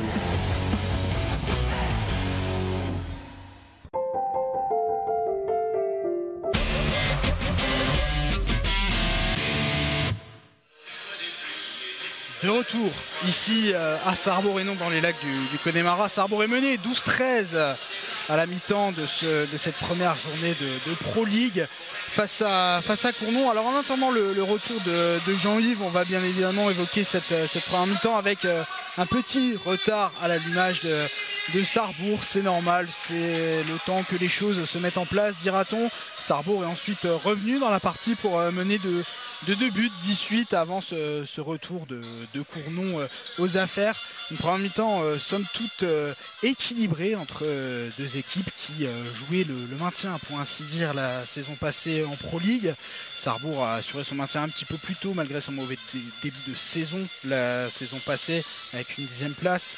Cournon a bataillé de manière un petit peu plus intense et a terminé 13e de Pro League. Mais ça, c'est du passé, c'est la saison dernière. Si vous le voulez bien, nous allons peut-être regarder les résultats de cette première journée avant de voir le retour des Sarrebourgeois à l'œuvre dans maintenant un petit peu moins de 4 minutes. Angers s'est incliné à la maison face à Besançon. Frontignan a fait tomber Saran à domicile 32-24. Une petite surprise car Saran fait partie des favoris de cette Pro League. On l'évoquait en début de retransmission. Ponto s'est incliné à la maison face à Cherbourg sur le score de 27-29. Massy, c'est un match en cours, est en train de s'incliner à la maison 26-35 face à Célestat. Célestat, l'ancien club d'Hugo Christ, le club des frères Omeyer. Thierry Omeyer, la légende bien évidemment du handball français, peut-être le plus grand gardien de tous les temps. Paubilière s'incline. Pour le moment, le match est en cours 11-18 face à Dijon. Dijon qui peut faire partie des équipes qui vont challenger le haut de tableau et peut-être une place pour la montée. On le disait, Sarrebourg est mené 12-13 à la mi-temps contre Cournon et ça c'est un match également en cours. Valence mène 8-6 contre Nancy. Pour trahir un secret, chers téléspectateurs, Jean-Yves Schaff vient de faire son retour au terme d'un sprint. Au pas de charge. Au terme d'un sprint qui, je pense... Il fallait bien un peu courir, vu tous les efforts déployés par les joueurs sur le terrain. J'espère qu'Arnaud Calwin n'aura pas vu ce sprint, parce qu'il serait tenté de nous piquer Jean-Yves pour les replis défensifs. Ça, un ailier droit de plus dans son équipe, ça pourrait être une solution, mais nos ailiers droits font le boulot, donc ils n'ont pas besoin d'un vieux de 57 ans. Par contre, effectivement, on voit Valence très solide chez lui. Nancy, c'est une belle équipe, donc les Valentinois sont en avance sur leur préparation. Ça va être une équipe de Valence très intéressante à rencontrer, plus difficile à manœuvrer que l'an passé. Nancy aussi, on a hâte de la rencontrer. Le derby lorrain, c'est toujours des matchs particuliers. Ouais. La saison passée, on se souvient d'un gros manque de chance, on le dira comme ça, de Sarrebourg à Nancy. Clairement, oui, le match à Nancy reste un peu à la fois dans les annales pour le coup et c'est une cruelle déception, puisque à la 41e minute, Sarrebourg écrasait complètement le derby à Nancy. Et puis il y a ce duel qu'on rappelait où Kalim Zahaf est touché par le tir de Marius Randri Anceno sur penalty. Il se déplace habilement. Il a un joli sourire de contentement en se relevant. Et malheureusement, le carton rouge déstabilise complètement Marius qui portait son équipe. On a eu du mal et on a perdu les derniers ballons et surtout le dernier duel avec une erreur défensive terrible et un but d'Eliane Gueder qui était bien sûr opportun pour Nancy. Donc voilà. Une belle victoire pour Nancy qui, je pense, à ce moment-là, se rappelait que pendant 45 minutes, ils étaient convaincus que le match était perdu. Je te chambrais en rigolant sur cette course effrénée, mais ce n'est pas sans raison, Jean-Yves. Le jeu rapide de Cournon pose pour le moment beaucoup de problèmes à Sarrebourg. Oui, on a eu énormément de relances et de buts directs sur contre-attaque, un passe gardien Kalim Zahaf sur les ailiers, notamment Zachary Lemonnier 3 fois. On a aussi la rapidité dans le couloir du jeu apporté par Mathéo Grosjean, excusez-moi. Beaucoup de décalage propre. Enfin, on a une équipe qui a bien joué le coup, mieux joué le coup, et pourtant qui ne gagne que d'un but. Et on voit à 12-13, on peut penser que les gardiens ont fait le taf des deux côtés ou que les tireurs ont été maladroits des deux côtés. On va le donner au crédit des gardiens. Une bonne première période du Hugo Christ qui est dans ses standards Et Kalim Zaf, il a aussi été impressionnant. Oui, effectivement, Kalim Zaf, alors j'en parle beaucoup parce que c'est un gardien auquel je m'étais intéressé il y a quelques saisons, et c'est un gardien qui est atypique. C'est un gardien bien sûr qui a fait des équipes de France jeunes, qui a été formé bien sûr au Pays d'Aix Université Club. Donc c'est un gardien qui a un beau parcours de formation, mais qui est atypique, qui est un peu d'ailleurs comme Hugo Christ, un gardien qui se dévoile pas trop vite et puis qui sont très rapides sur leurs appuis. Voilà. Donc pour l'instant, c'est, on va dire, Kalim qui a un but d'avantage. Et c'est reparti aussi à Sarrebourg. Sarrebourg est mené 12-13 face à Cournon. Une rotation originale, là, tout de suite, j'attends ton attention, c'est qu'on a fait le choix à Sarrebourg de faire jouer les deux demi-centres ensemble. Marc-Alexandre Saucé, on se prive des arrières-gauches. Donc il y a simplement un choix, on va dire, d'ordre tactique. On veut des joueurs qui ont plus de 1 contre 1, un peu plus de ballon, je ne sais pas, un peu plus de vitesse. Peut-être des joueurs qui vont déséquilibrer ces défenseurs de grande dimension et obtenir des sanctions. Plus de vista aussi peut-être, on voit Saucé qui joue sur 1 contre 1, mais l'arbitre avait sifflé avant, peut-être parce qu'il a marché après la faute du défenseur de Cournon. On a vu cette disposition sur la fin de première mi-temps, Jean-Yves, ça a créé quelques décalages intéressants. Oui, parce que tu as des joueurs qui ont du ballon, enfin des joueurs qui vont voir la base avant, qui vont... Voilà. Là c'est compliqué. Oh là là, c'est compliqué, mais c'est ça rentre dedans. J'y croyais qu'à moitié. Il faut toujours y croire avec Marius Ranviancino. Même je vais être honnête, j'y croyais qu'au 8e, mais on a ce tir des croisés dont Marius a le secret qui est souvent redoutable. Les séances de muscu payent. Oui. Michevski. Et là, bonne passe. On a un bon décalage. Et la porte s'est ouverte toute seule. Là, Thomas Aubry qui est très adroit. Thomas Aubry, effectivement. Qui a hésité, il a fait semblant de dire à Zachary, je vais te donner le ballon, et puis pendant que les deux défenseurs ont bougé sur la gauche. Les défenseurs ont picoré, et il est allé tout seul. Attention à ces petites approximations défensives. Évidemment, il n'y a pas le feu au lac, mais un petit but par-ci, un petit but par-là, ça peut coûter cher en fin de match. En effet. À Sarrebourg, Samy Douché à l'aile droite a été préféré pour l'instant par Arnaud. Avec allez, Marc-Alexandre vers le but. Ça manque un peu de très latéral. Ouais, c'est ça, exactement. On attend un peu plus de profondeur de Marc-Alexandre. Voilà, et là, effectivement, pourquoi arrêter cette action? Il y a 1 contre 1, le joueur est parti, il est passé, il n'y a rien, il n'y a pas de 9 mètres. C'est dommage parce que je veux dire, le jeu doit être libre de s'exprimer, et on peut siffler, revenir à la faute, avoir une sanction différée, on peut tout faire, mais ne pas arrêter le jeu. Il est vrai que si Marius avait marqué de manière formidable, il est capable de marquer comme ça en déséquilibre. Ça aurait annihilé un but de Sarrebourg. Ouais, il pose un contre 1. D'ailleurs, Kalim avait arrêté le ballon, mais voilà. Oui, beau tir. Oui, Marc-Anto. Bien servi par Saucé. Ah ouais. Marc-Anto près là au travers. C'est très très intéressant ce que fait Marc-Anto là sur ce shoot. Michevski. Ouais. Bien joué, Frédéric. Ouais, Frédéric Bourgard, très attentif sur la trajectoire. Frédéric a ce sourire de jeune joueur, de débutant. Il a cet enthousiasme. Il savoure, on va dire, ses dernières saisons. Il sait mécaniquement qu'il n'en fera pas 50 derrière, et que c'est plus de 25 ans à haut niveau. Bien sûr, le témoignage de plein de choses. Et un beau service. Hein. Alors, servir Robin Dourte, c'est pas trop compliqué sur les balles en cloche. Il suffit de la mettre bien, assez haut. Et Robin est un bon pivot à l'intérieur au basket. Je jouerais volontiers avec lui. Voilà. Et là, et d'où l'intérêt d'avoir des petits gabarits. On l'a vu se faufiler. Marc-Alexandre Saucé. Robin est en difficulté. Il ne peut rien faire. C'est beaucoup trop rapide. C'est trop bas et trop vite. Exactement. Ouais. Samy Douché. Allez, garçon. Magnifique. Bien, monsieur Saucé, bien. Il crée beaucoup de déséquilibre. Très intéressant. Un peu hors secteur. Tir croisé, caché, masqué. Allez, attention.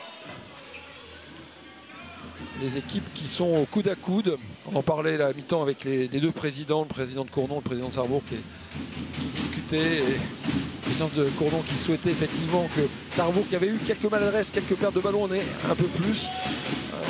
On espérait qu'il y ait évidemment tout l'inverse. Ouais, l'extérieur. Et le but. Ouais, Lucas Musi qui profite bien de l'espace libéré par les deux gauchers en défense, en l'occurrence Marcanto et Samy. En tout cas, je sais donc ce que tu faisais, Jean-Yves, à la mi-temps. Tu as une excuse présidentielle. Ouais, effectivement, il y avait réunion de présidents, le président de Cournon, le président de la société de coopérative d'intérêt collectif, Christian Reinhardt, et moi-même, président de l'association Sarrebourg-Moselle-Sud Handball. Et j'ai de 7 mètres pour Sarrebourg. C'est un petit monde d'une certaine manière, la Pro League, même si on reste professionnel, il y a, je pense, une forme de bienveillance entre les dirigeants et les clubs. Et puis les présidents de clubs, donc en l'occurrence, se connaissent, puisqu'ils se côtoient dans le cadre des visioconférences qui les réunit au sein de la LNH, et des moments bien sûr de réunions en présentiel. Mais dans tous les cas, ce sont des gens, des personnes qui se connaissent bien, donc il y a des liens d'amitié qui peuvent se tisser.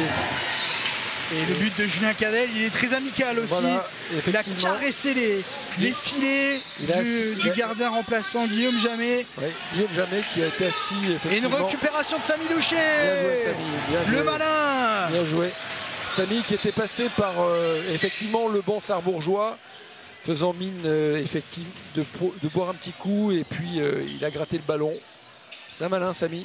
Et pour le coup, Guillaume Jamet qui s'interpose devant la tentative acrobatique de Marius Randrian-Tseno. C'était compliqué, ça aurait permis à Sarrebourg de repasser devant. Et derrière, Sarrebourg n'est pas sanctionné grâce à Hugo Christ. Les gardiens de but très très performants. Guillaume Jamet qui avait fait une très très belle saison l'an passé, alors qu'il était challengé par un gardien croate qui, pour l'anecdote, était vice-champion du monde avec les U21 croates, je ne veux pas dire de bêtises. Donc un joueur de qualité avec Ivan Pagnan, le gardien de Nancy, ancien sarrebourgeois, des gardiens de qualité, mais c'était Guillaume Jamet qui avait quand même gagné sa place. Et on le voit que c'est un bon, très bon gardien de but. Une entrée assez surprenante, il rentre assez tôt. Notre ami Kalim Zaf avait fait une très belle partie, mais je pense que c'est un choix délibéré probablement sur la préparation, le match de Coupe de France. Les deux gardiens sont très proches et les deux gardiens sont très différents, donc c'est aussi poser tactiquement une difficulté aux tireurs en découvrant un gardien qu'on connaît, Guillaume Jamet, assez peu. Voilà. Et Saucé, il a besoin de personne. Son ancien coéquipier lui a montré qu'il se souvenait peut-être entre guillemets de ses points faibles.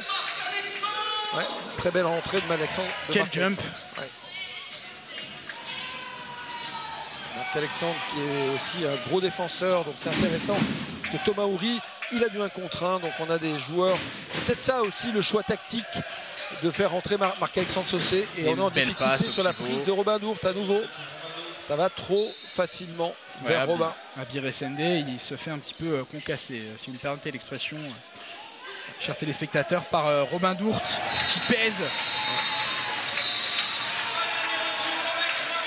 On voit Lucas Musi qui ne discute pas la sanction.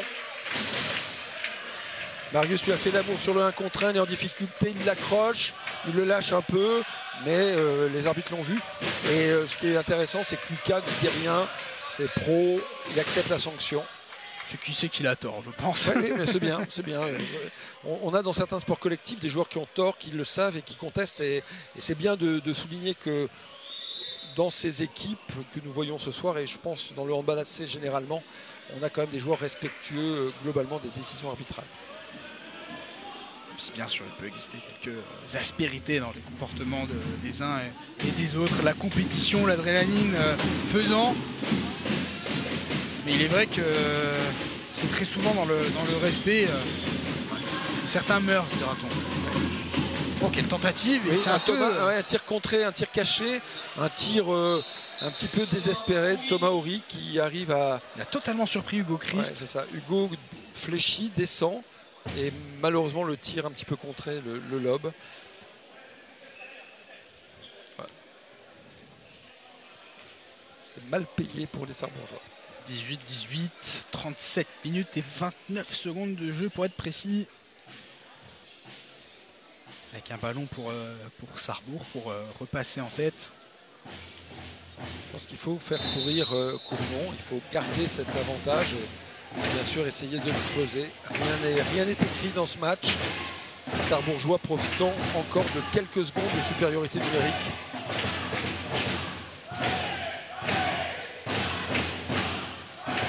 Il faudrait profiter justement et capitaliser. Bien joué monsieur pour créer un petit surnombre. Très intéressant, fixation de Marcanto.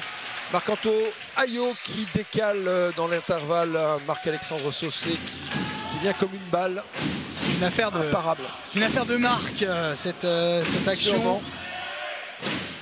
Marc-Alexandre Saucé qui est sans nul doute l'homme de cette deuxième mi-temps pour le moment côté Sarrebourg.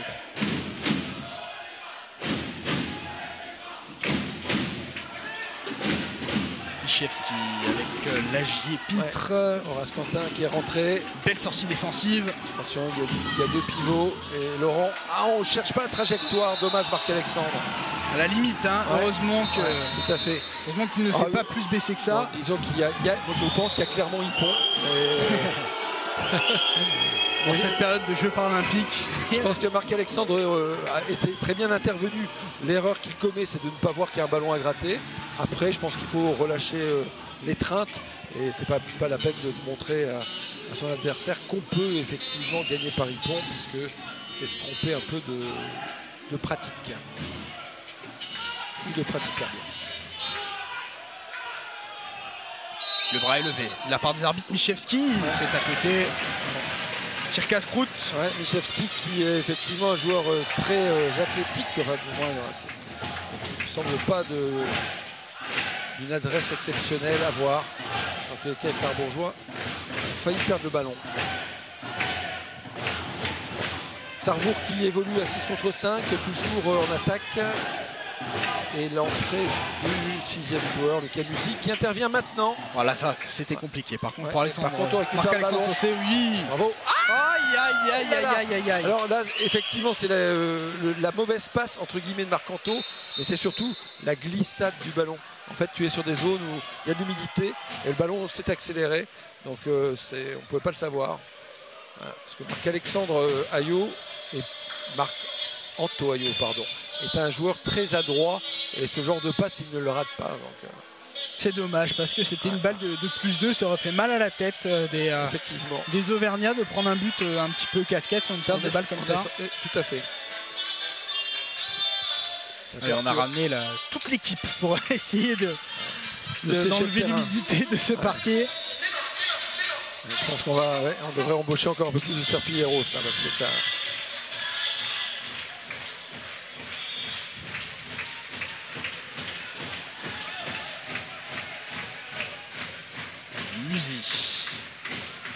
Qui va laisser le contrôle du jeu à Lagier Pitre qui se replace en demi-centre.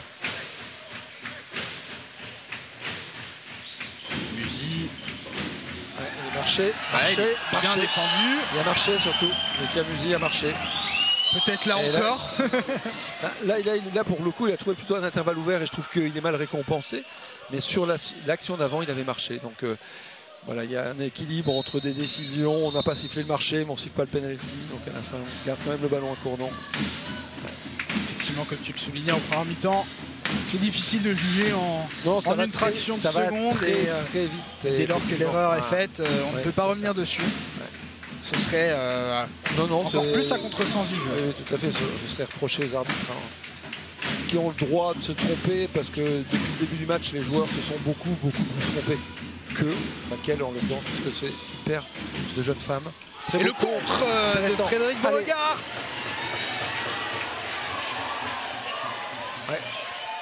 Oh là là, quel arrêt de Guillaume Jamet.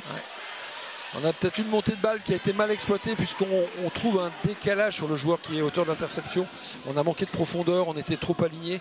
Donc on a finalement attaqué, placé, décalé, mais on n'a pas profité de l'avantage pleinement. C'est bien dommage. C'est bien dommage car c'était largement dans les cordes de Félix Werdel, ce face-à-face. Et on vous donne encore l'occasion à Cournon et à Laurent Lagier-Pitre qui va obtenir un pénalty tout à fait légitime. Eh bien d'égaliser. Légitime, mais un poil venu de nulle part, si je puis dire, car il est vraiment arrivé de loin, Lagier-Pitre, et au sommet de son extension. Ouais, c'est un joueur, entre guillemets, c'est un Folland, un joueur qui est dense et qui joue de l'expérience. Il sait exactement ce qu'il va produire comme résultat. Entrée de Marco Campagna au pivot. Et de Jérémy Nomad, tisseur dans les buts pour ce jet de 7 mètres. Zachary Demonier qui dit effectivement qui est ce gardien. Bah, tu peux peut-être le découvrir rapidement. Allez, un petit arrêt pour le joueur du Cru. Très probablement. Ah, c'est dommage. Ah non, dommage. On fait des paris, on ne gagne pas tout le temps. D'ailleurs, on ne joue pas au paris sportif. Mais Marco Campagna, donc le joueur du centre de formation qui fait son entrée. Comme Jérémy Nomad, tisseur, alors il bénéficie naturellement du départ de Quentin Hulot pour se faire une place dans l'effectif. Ça fait partie aussi de l'esprit du club de faire monter les jeunes formés localement. Bah, disons que pour le coup, c'était pas programmé. C'est une vraie opportunité. Et je pense que autant Quentin, en revenant dans son club de formation à Hasbrook, se redonne aussi de la respiration et du plaisir. Et Jérémy, après 4 ans de formation à Sarrebourg, qui signe un contrat professionnel, c'est intéressant et c'est la récompense du travail qui a été le sien. Et du plaisir on en a sur ce but de Quentin Pugliese. Voilà. Belle exécution.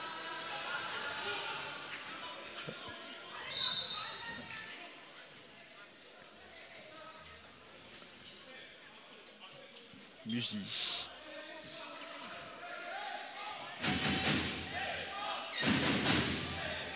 Lagier-Pitre qui joue sur un contrat, belle passe au pivot et quel arrêt du Christ.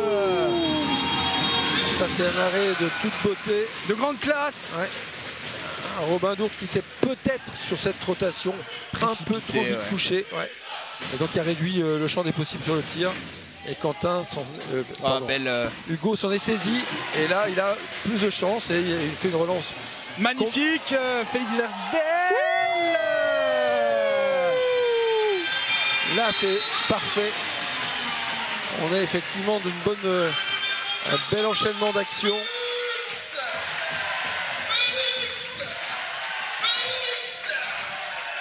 Ce petit poil de réussite qu'il a manqué à Sarrebourg en première mi-temps. Là ce poteau avec un immanquable quasiment cette réception complexe de Félix à une main entre le défenseur, Marché, merci. Monsieur Lagier-Pitre. Les petits détails font beaucoup. Ouais, beaucoup de piétinement là sur la fixation de Laurent Lagier-Pitre. Je pense qu'il y avait peut-être un appui de trop.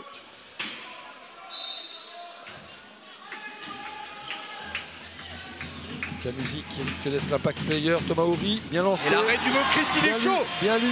Ouais. Par contre, on s'était pas oublié là sur le repli défensif. Non. On avait Lucas Musi, Le Monnier qui sont revenus plein pot. Et un beau ballon, enfin un ballon important dans tous les cas, 44e minute et une opportunité de passer à +3. Et ce serait la première fois du match, si je ne m'abuse, car Sarrebourg a mené 18. C'est ça. On a vu plus souvent Cournon mener de 3-4 buts, mais pas Sarrebourg.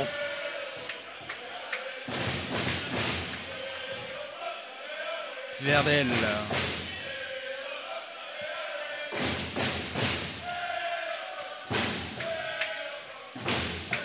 Allez, Marco Campagna qui demande un peu à Quentin Pugliese, on fait quoi, il se passe quoi? Faut être concentré Marco tout de suite. Oh là là, quelle passe! Ah, dommage. Effectivement, la passe est mal ajustée, mais l'espace, l'intervalle avait été créé par Marco Campagna. Et l'intervalle, il l'a pris, Musi, mais il se fait contrer de nulle part par Quentin Pugliese. Et Samy Douché tout seul face au gardien. Le lob de Samy Douché est imparable. Perfecto. International algérien là qui a bien fixé. Guillaume, jamais. Guillaume, il n'y a rien à faire pour le gardien là.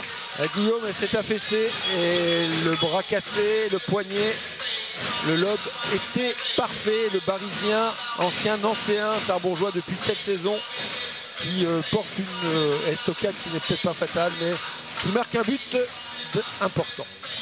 22-19, c'est le score, 3 buts d'avance pour les Yellow Foxes pour la première fois du match. Évidemment, le temps mort a été pris pour casser un petit peu cette euphorie des Mosellans.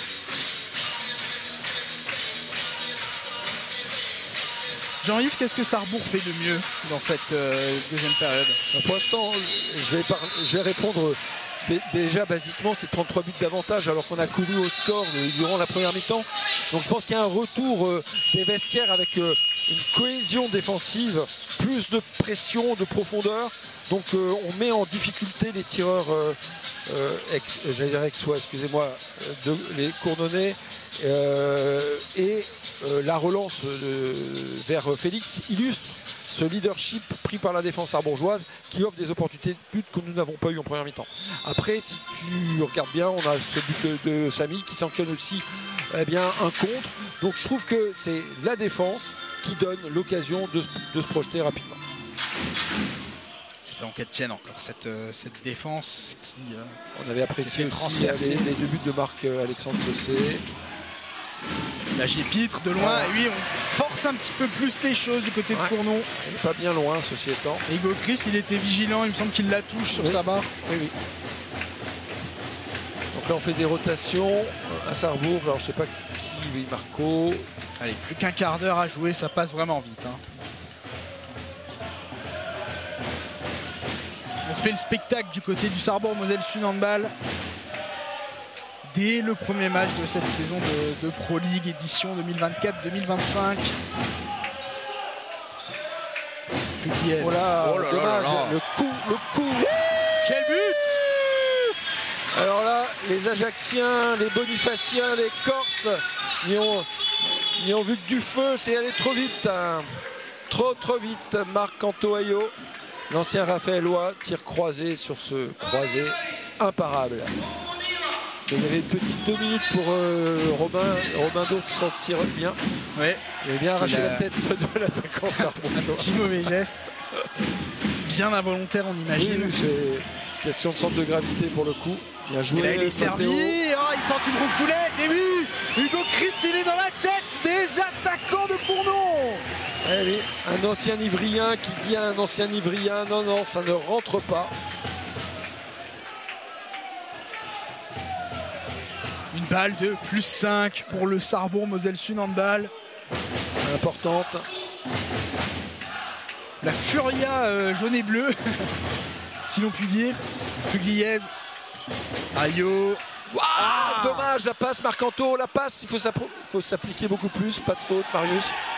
Et que l'arbitre va signaler. Oui, je crois que c'est assez logique. On s'en tire plutôt bien parce qu'on peut toujours avoir une sanction sur ce genre de repli. En tous les cas, Marius a été intelligent. Et Marc-Anto voit effectivement le pivot glisser et être seul, mais la passe est très mal ajustée. Le temps que Marco Campagna se retourne, la balle avait fui. Le Monnier, Zachary de son prénom qui s'élance face à Hugo Christ.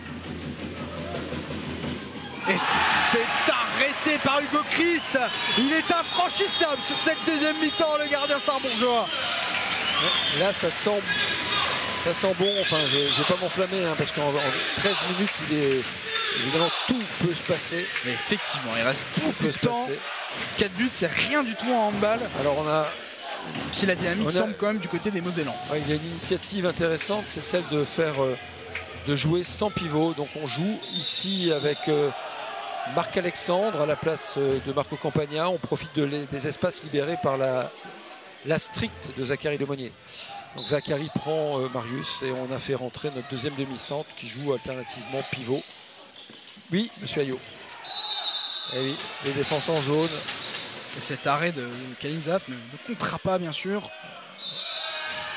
Allez, 2 minutes, une contestation, c'est pas bien malin ça, et ça intervient à un moment du match où où Cournon est vraiment en difficulté. Ouais, je pense qu'Horace paye sûrement la contestation, parce que sur l'action, ça ne me semblait pas si évident que ça. Effectivement, il a fermé l'intervalle en retard, il devait être probablement en zone.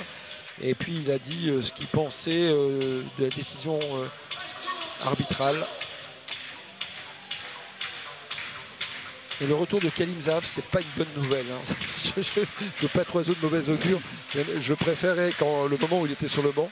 Ne le sois pas, Jean. Retourne sur le banc, Kalim. Même si Guillaume Jamin a fait une belle entrée. Oui, c'est un très très bon gardien, Guillaume Jamin. Allez, Julien Cadel qui s'élance. Julien qui sort du banc là pour le coup. C'est pas le même moment. Et il marque avec beaucoup d'à-propos. Ouais. Julien qui dit il y a du cerveau, il y a du mental. Ouais.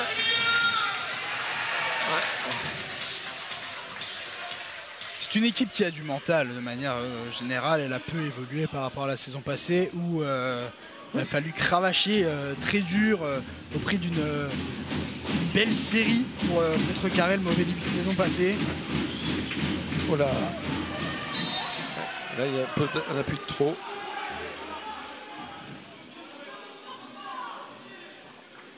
C'est sûr que c'est plus facile de reconstruire ou de continuer de construire sur une base stable. C'est ce qu'a souhaité Arnaud Calbry.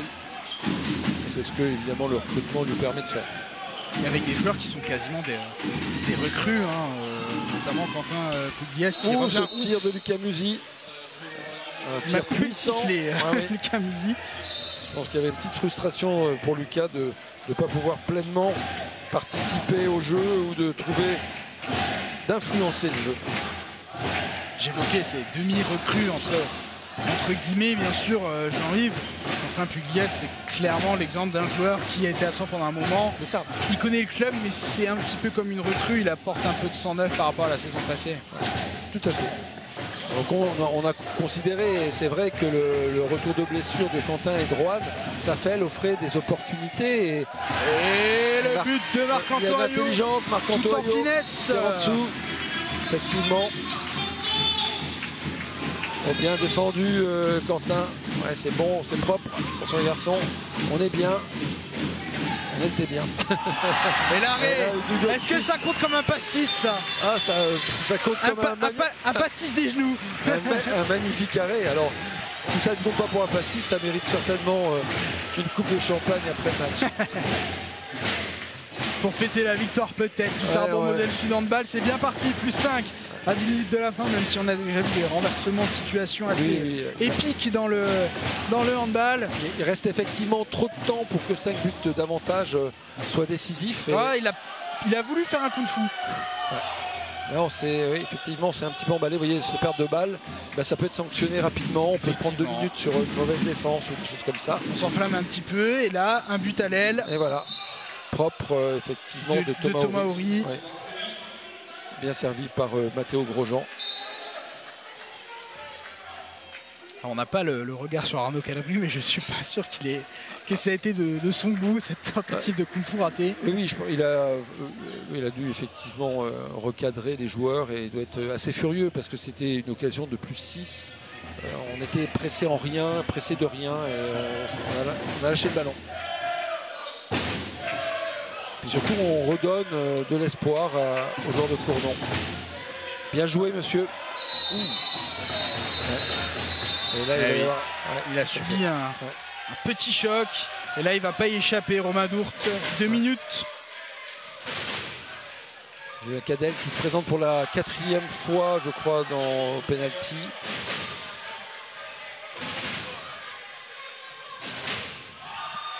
Un tir important. L'ailier droit, Julien Cadel.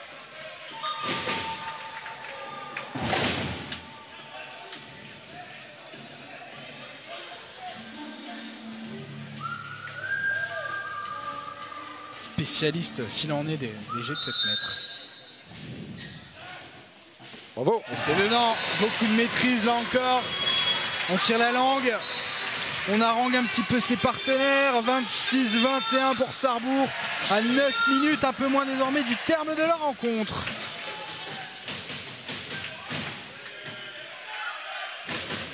faut faire un stop sur cette défense, elle est importante. Ça annihilerait pratiquement toutes les chances de retour des Auvergnats. Et il était pratiquement fait ce stop. Ouais, il n'a pas réussi à s'interposer, Hugo Christ. Là pour le coup, effectivement, la défense... On a sanctionné notre ami Yanis Abir Essende. On l'a accusé un petit peu d'anti-jeu, d'avoir fait le coup d'envoi sur un... Ouais, d'avoir jeté la balle sur Lucas Musi. Ouais. Je pense qu'il aurait voulu que ce soit dans l'autre sens, la sanction, car Musi a... Et donc on touché le ballon dans le camp adverse. On voit dans quelles conditions un match n'est jamais fini au final. Sur le tir de Lucas dans l'intervalle externe, je pense qu'il y a vraiment un relâchement défensif coupable. Donc c'est un but qui me semble devoir jamais exister. Sur l'engagement, peut-être qu'on joue, avec le feu et donc on donne l'occasion à Cournon de revenir à 3 buts des Sarbourgeois. Pour le coup, c'est la passe mal ajustée de... Ouais. Voilà, on va calmer le jeu, on est à 2 contre tout le monde. Ouais. Ça ne sert à rien de se précipiter. Sarrebourg mène de 4 buts. Rohan Safel qui est rentré.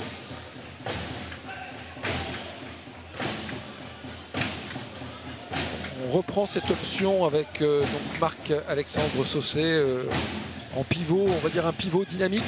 Hein, c'est-à-dire un joueur qui peut revenir sur la base arrière, jouer les duels.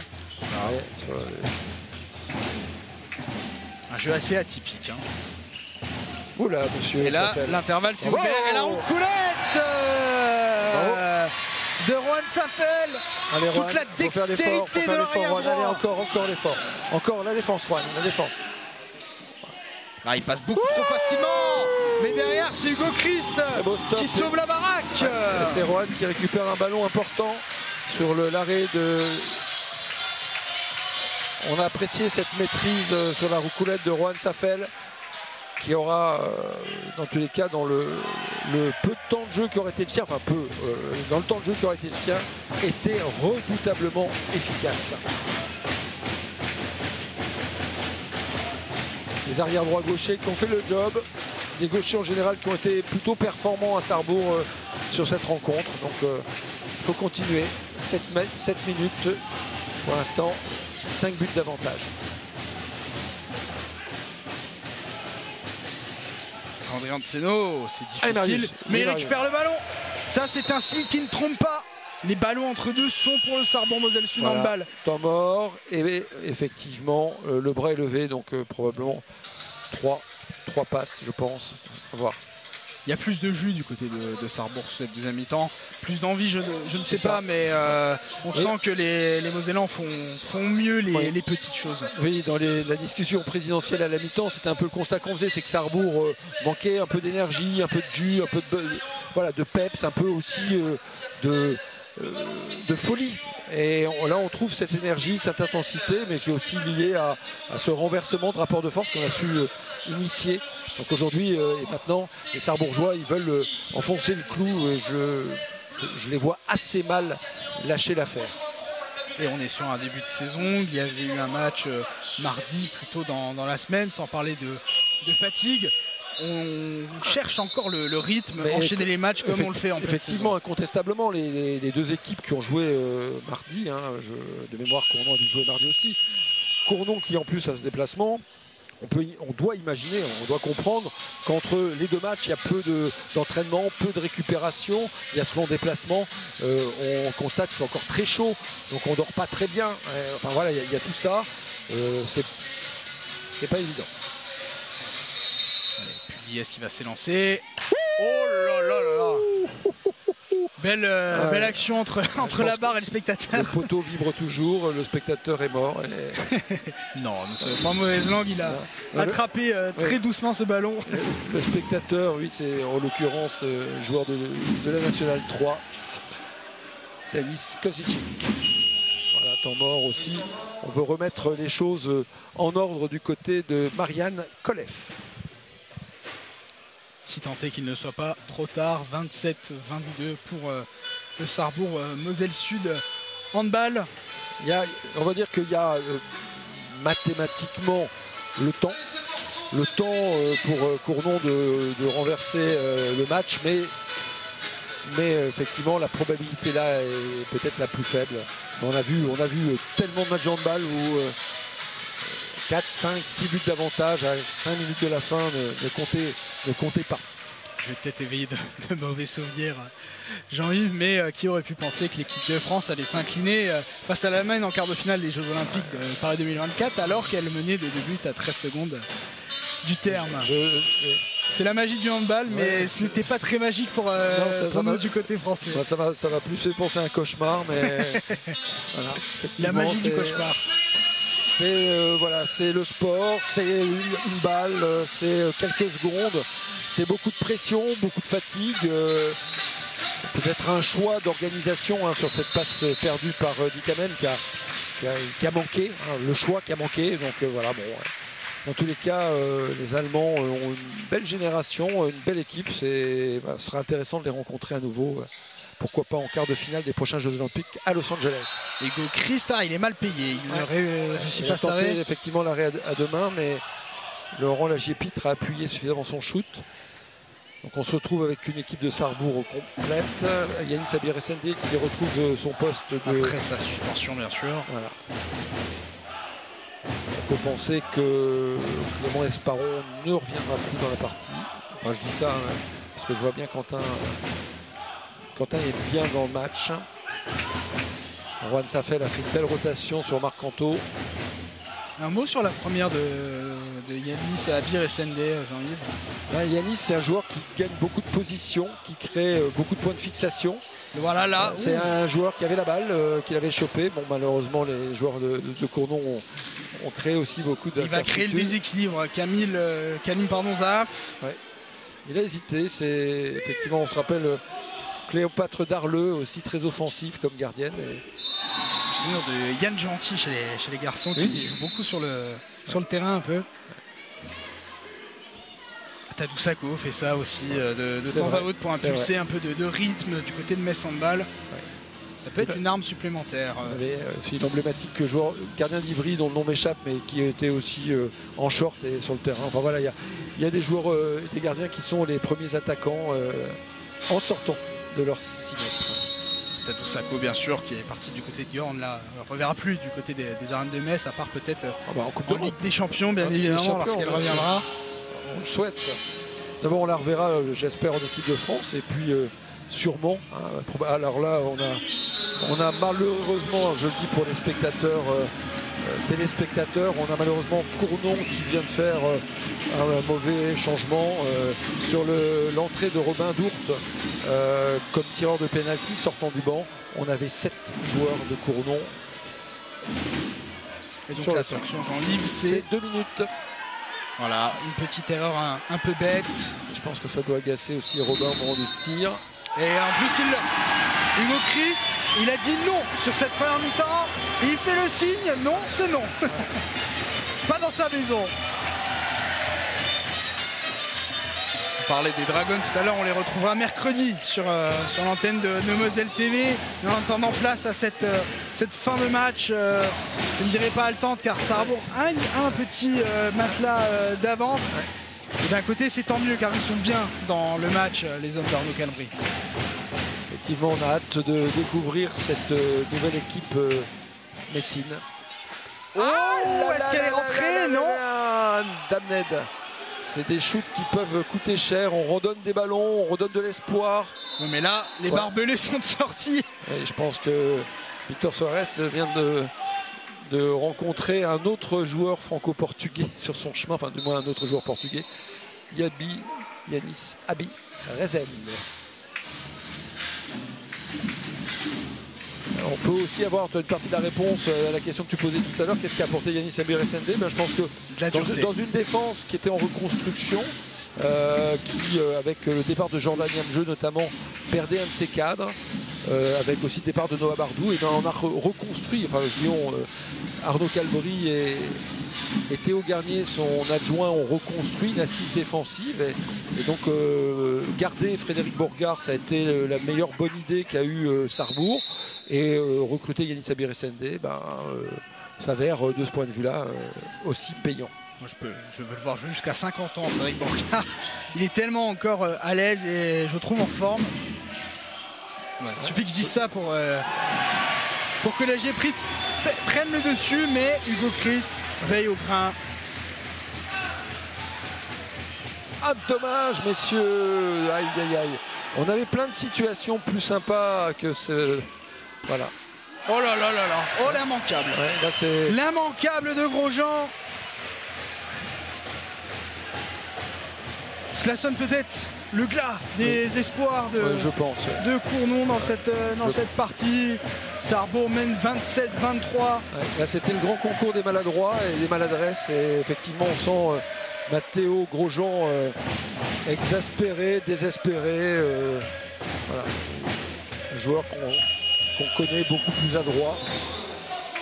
Et moins de 3 minutes à jouer. Temps mort d'Arnaud Calbry qui veut encore ajuster 2-3 petites choses. On reconnaît bien là l'exigence du tacticien. Oui, je crois qu'il y a besoin à la fois, si tu veux, de faire baisser le cardio. Le dit, on a le temps. Hein, on ne vendange rien. Il y a 4 buts et 3 minutes 10, il me semble, ou un peu moins. Et c'est mathématiquement encore possible de perdre des ballons qui permettraient à Cournon de revenir à égalité, peut-être même de gagner. Donc il faut absolument prendre le temps, d'où la nécessité aussi d'organiser l'attaque, de peut-être faire vivre le ballon pour ne pas avoir des bras levés trop rapidement. C'est une manière aussi d'appréhender la suite des événements en tentant de jouer 60 minutes durant, en étant sérieux jusqu'à la fin. Bien sûr. Car des fins de match serrées, ça peut arriver. Il y en a eu énormément la saison passée en Pro League pour Sarrebourg. Ah bah...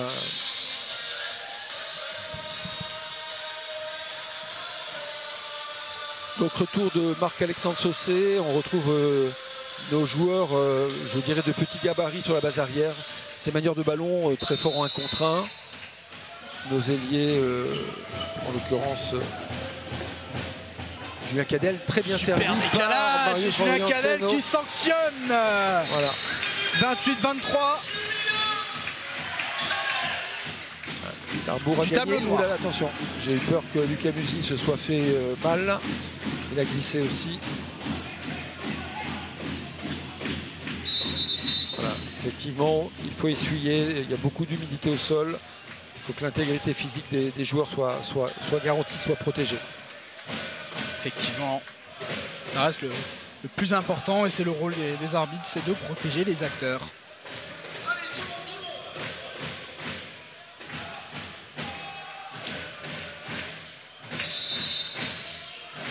Je pensais donc, c'est peut-être un pavé dans la mare, mais on évoquait ces blessures du côté de Cournon et du côté de Sarrebourg autour du match de Coupe de France.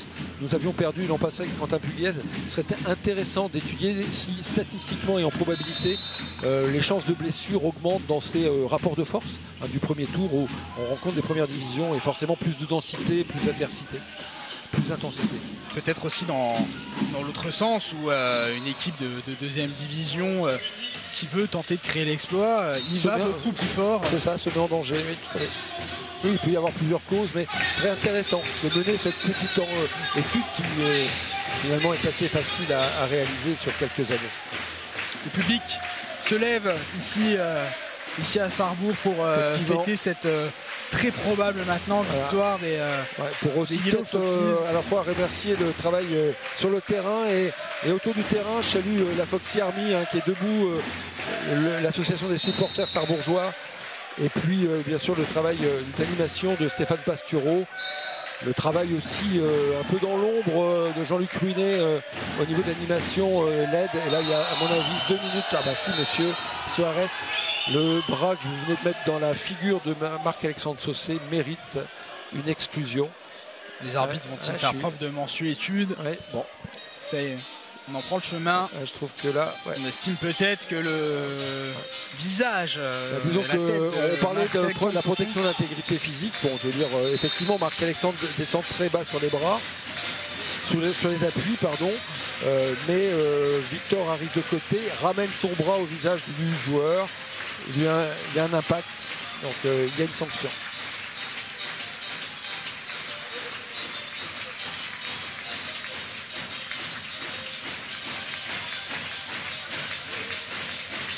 tout cas, l'entrée en matière des Sarrebourgeois est parfaite dans cette Pro League. Jean-Yves, malgré un début de match un petit peu en mode diesel, on va le dire comme ça, mais derrière le sérieux était de rigueur dans cette deuxième mi-temps. Effectivement, Arthur, ce qui est très intéressant quand on compare à un an d'écart, c'est nous étions souvent, nous encaissions souvent plus de 30 buts pendant longtemps. Et là, en début de championnat, la défense a été solide, 28-24, peut-être effectivement à la fin du match, peu importe le score, on aura pris 1 ou 2 buts de plus, mais on est sur des étiages très intéressants, alors même que Baptiste Capel, qui est un de nos défenseurs prioritaires, s'est blessé. Il tire complètement désaxé en équilibre. Ouais. Il va obtenir un coup de sifflet.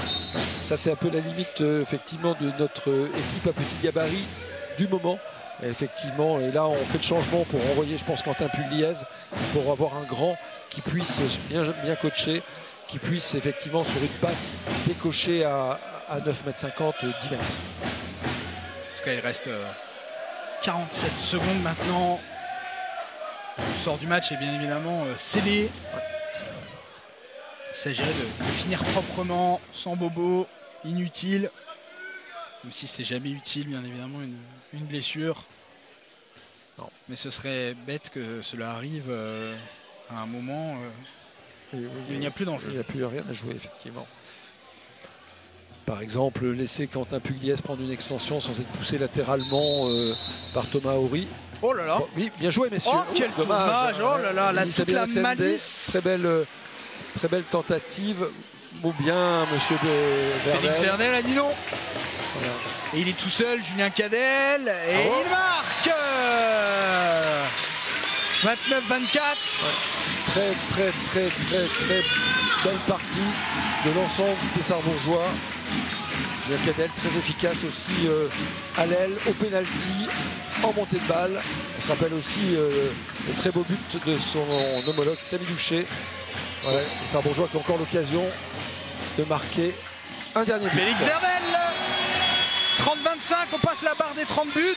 On essaye de relancer vite du côté de Zaaf. Et c'est terminé. Victoire du Sarrebourg Moselle Sud handball, 30-25 pour cette première journée de Pro League. Les supporters peuvent exulter. Les Yellow Foxes ont réussi leur entrée en matière, Jean-Yves. Et Arthur, c'est vraiment une belle rencontre, celle évidemment qu'on se souhaitait à domicile, pour à la fois lancer la saison, dire à notre public qu'on compte sur lui, inviter effectivement ses sociétaires et partenaires à nous rejoindre dans notre projet, et puis dire à la Pro League qu'il faudra compter sur Sarrebourg dans un championnat qui est rehaussé. On a vu, on le disait, les écarts relatifs Pro League, Vicky Molly en Coupe de France disent beaucoup du progrès de la Pro League et de la qualité des effectifs. Alors, on va aller recueillir la réaction d'Arnaud Calbry naturellement dans quelques instants sur Moselle TV. Mais Jean-Yves, s'il y a une analyse à faire de cette rencontre avec ce début de match, on a dit assez diesel, quelle serait ton analyse tout bonnement de ce match? Disons qu'il aurait fallu être petite souris et analyser et écouter ce que Arnaud Calbry a dit au moment de la mi-temps. Incontestablement, il y a eu deux temps. Il y a eu un temps où on était en lutte pour revenir, pour ne pas subir, pour résister à l'emprise sur le match de Cournon. C'était la première mi-temps que les Cournonnais ont mené d'un but. Et à la reprise, on a senti effectivement une nouvelle énergie, particulièrement en défense, plus d'intensité. Les Sarrebourgeois ont gagné leur duel, les projections sur grand espace ont pu être menées. On se rappelle bien sûr des buts de Samy Douché, de Julien Cadel en montée de balle, de Félix Verdel, l'ailier gauche, ou de Lucas Castel en première mi-temps, en fin de première mi-temps. Ces joueurs ont montré aussi que le projet de jeu sarrebourgeois avait évolué et que d'une année sur l'autre, évidemment, Arnaud Calbry avait su tirer la quintessence de son groupe, rajeuni certainement, on va dire remanié un peu. Dans tous les cas, une victoire qui dit et augure beaucoup de cette saison. Arnaud Calbry, justement, Jean-Yves, je te coupe, on va l'entendre dans quelques instants sur Moselle TV. Après ces belles images de fête, les joueurs de Sarrebourg qui profitent de cette victoire, de cette cohésion avec leur public. Arnaud Calbry va s'exprimer dans quelques instants sur cette victoire au micro de Moselle TV.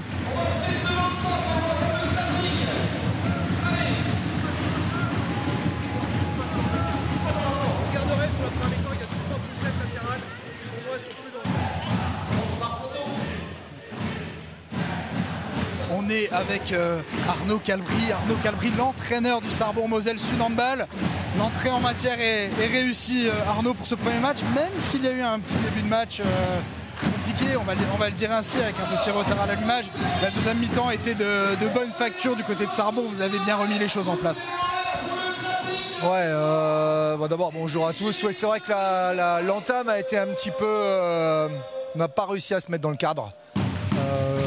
Après un premier match à la maison, il y a toujours des émotions, des moments qui dominent. C'est pour ça que je prends le temps mort assez vite, parce qu'on est un peu à l'envers. Défensivement, on a une belle assise. Et puis après, au fur et à mesure, on revient sur nos fondamentaux, sur le cadre qu'on a mis en place, sur le projet qu'on souhaitait mettre en place surtout. Et je trouve que l'association Marc avec Marc-Alexandre et Marius a bien fonctionné. Pug a été une bonne rotation aussi, justement pour jouer dans notre jeu qu'on souhaitait faire. Puis après on a pris l'ascendant et même si on a eu des petits moments faibles, et dans les moments faibles on les arrête gardiens. Donc voilà, après toute la machine s'est mise en route et je trouve qu'on a construit ce match minute après minute. Pour plutôt bien le maîtriser. Après c'est eux qui devaient revenir très vite, donc ils ont pris des risques. Je pense qu'on aurait pu peut-être encore mieux maîtriser sur la fin, mais faut être quand même satisfait de ce qu'on a fait. Une vraie belle victoire collective. On a le sentiment que c'est tout un groupe avec toutes les rotations du Sarrebourg-Moselle Sud Handball qui ont participé à ce succès. Chacun a su amener sa pierre à l'édifice pour cette victoire. Oui, c'est un peu ce que je prône depuis le départ. Je pense que ce groupe, ça doit être collectivement qui doit s'exprimer. Chacun, avec des temps de jeu différents, avec des rôles différents, doit apporter quelque chose. Et c'est vrai que ce soir, tout le monde est rentré, donc je suis plutôt content. Et alors, forcément avec des temps de jeu différents, mais en tout cas, c'est une belle victoire collective et ça doit nous renforcer dans ce qu'on veut être, surtout, et dans ce qu'on veut faire ensemble. En tout cas, on est déjà un petit peu mieux que sur le début de la saison passée. Vous avez eu toutes les peines du monde à gagner votre premier match de Pro League. Ça fait quand même du bien de respirer avec une entrée en matière, avec plus de confort. Ouais, la préparation elle s'est mieux placée. On n'a pas eu trop de bobos la part Badis sur le dernier entraînement. Malheureusement, on va le perdre pour 6 à 8 semaines. Les matchs amicaux ont été plutôt réconfortants pour nous. On sait la souffrance qu'on a eue l'année dernière. Donc ça, c'est une histoire qu'il ne faut pas oublier. C'est une histoire que dans le club, cette équipe s'est construite avec la souffrance de l'année dernière. Donc c'était important pour nous de s'en souvenir de ce qui a fait notre force. C'était de repartir et de bâtir à travers justement ce socle qui nous a permis de revenir au championnat l'année dernière et finir à la 10e place pour peut-être espérer mieux cette année. Mais bon, c'est qu'un premier match. Il en reste encore 28. Donc... la messe est encore loin d'être dite. La saison est lancée. En tout cas, merci Arnaud Calbry. Félicitations encore. On va peut-être écouter Hugo Christ. On le voit s'approcher. Il a fait une belle partie, Hugo Christ. À l'image de ses partenaires, il s'est aussi un petit peu plus révélé sur cette deuxième mi-temps où il y a eu plus d'intensité de la part de Sarrebourg. Vous avez fait les choses peut-être un petit peu mieux et vous avez réussi à venir à bout de cette valeureuse équipe de Cournon. Ouais, on a fait une très bonne deuxième mi-temps. Première mi-temps, je vous ai trouvé un petit peu timoré. En attaque, on s'est pris beaucoup de contre-attaques, beaucoup de montées de balles. En défense, on était bien, mais malheureusement, on n'a pas eu assez de défense placée. Et puis là, en deuxième mi-temps, on a bien attaqué, on a pris le temps, on n'a pas pris beaucoup de contre-attaques. Et le public est déjà chaud. Voilà. Et en défense, on a été bien et après, j'ai pu faire les arrêts derrière. Effectivement, comme tu le soulignes, il y a des arrêts de ta part, il y a aussi une belle défense. Une entrée en matière là aussi réussie de ce point de vue avec seulement 25 buts encaissés, là où vous avez eu un petit retard à l'allumage la saison passée. Ouais, bien sûr, 25 buts c'est super et encore, je pense même qu'on aurait pu en prendre moins. Donc non, c'est 25 buts c'est parfait, j'ai rien à dire dessus. Comment le groupe vit? Alors en général on dit toujours que le groupe vit bien, mais on a le sentiment qu'il y a un vrai collectif qui se dégage. Les rotations ont été assez importantes, tout le monde a un petit peu apporté sa pierre à l'édifice. Vous vous trouvez un petit peu mieux cette année? Déjà, on n'a que 3 recrues. Donc on a un groupe qui est déjà existant, qui vit déjà bien ensemble. Les recrues se sont bien intégrées. Comme tu l'as dit, on a beaucoup plus de rotation que l'an dernier. on se reposait sur beaucoup les mêmes joueurs. Là, tout le monde peut jouer, tout le monde peut impacter, tout le monde peut être performant, donc c'est aussi notre force là. Voilà. Il y a des joueurs qui n'ont pas été très bons, mais ceux qui devaient rentrer sont rentrés et ont fait le taf. En tout cas, le taf a été fait. Et quels seraient les objectifs cette saison? J'imagine faire un petit peu mieux que la saison passée, se permettre de rêver, essayer d'avoir cette forteresse imprenable ici à Sarrebourg. C'est la Pro League. Moi, ça fait un moment que je joue maintenant en Pro League. On ne peut pas avoir d'objectif. C'est pas d'objectif haut. Il faut prendre match après match. Là, on a gagné Cournon, mais la semaine prochaine, on a un gros match à Caen. Et c'est match après match. D'abord, se maintenir très rapidement. Et ensuite, une fois qu'on se sera maintenu, on pourra parler. Mais là, d'abord, match après match. Vous souhaite bien évidemment le meilleur pour cette saison de Pro League sur Moselle TV. Merci Hugo Christ. On espère que Hugo et ses partenaires vont réussir à réitérer cette belle performance. On rappelle le résultat, victoire 30-25 de Sarrebourg ce soir face à Cournon en ouverture de la Pro League pour la première journée de championnat.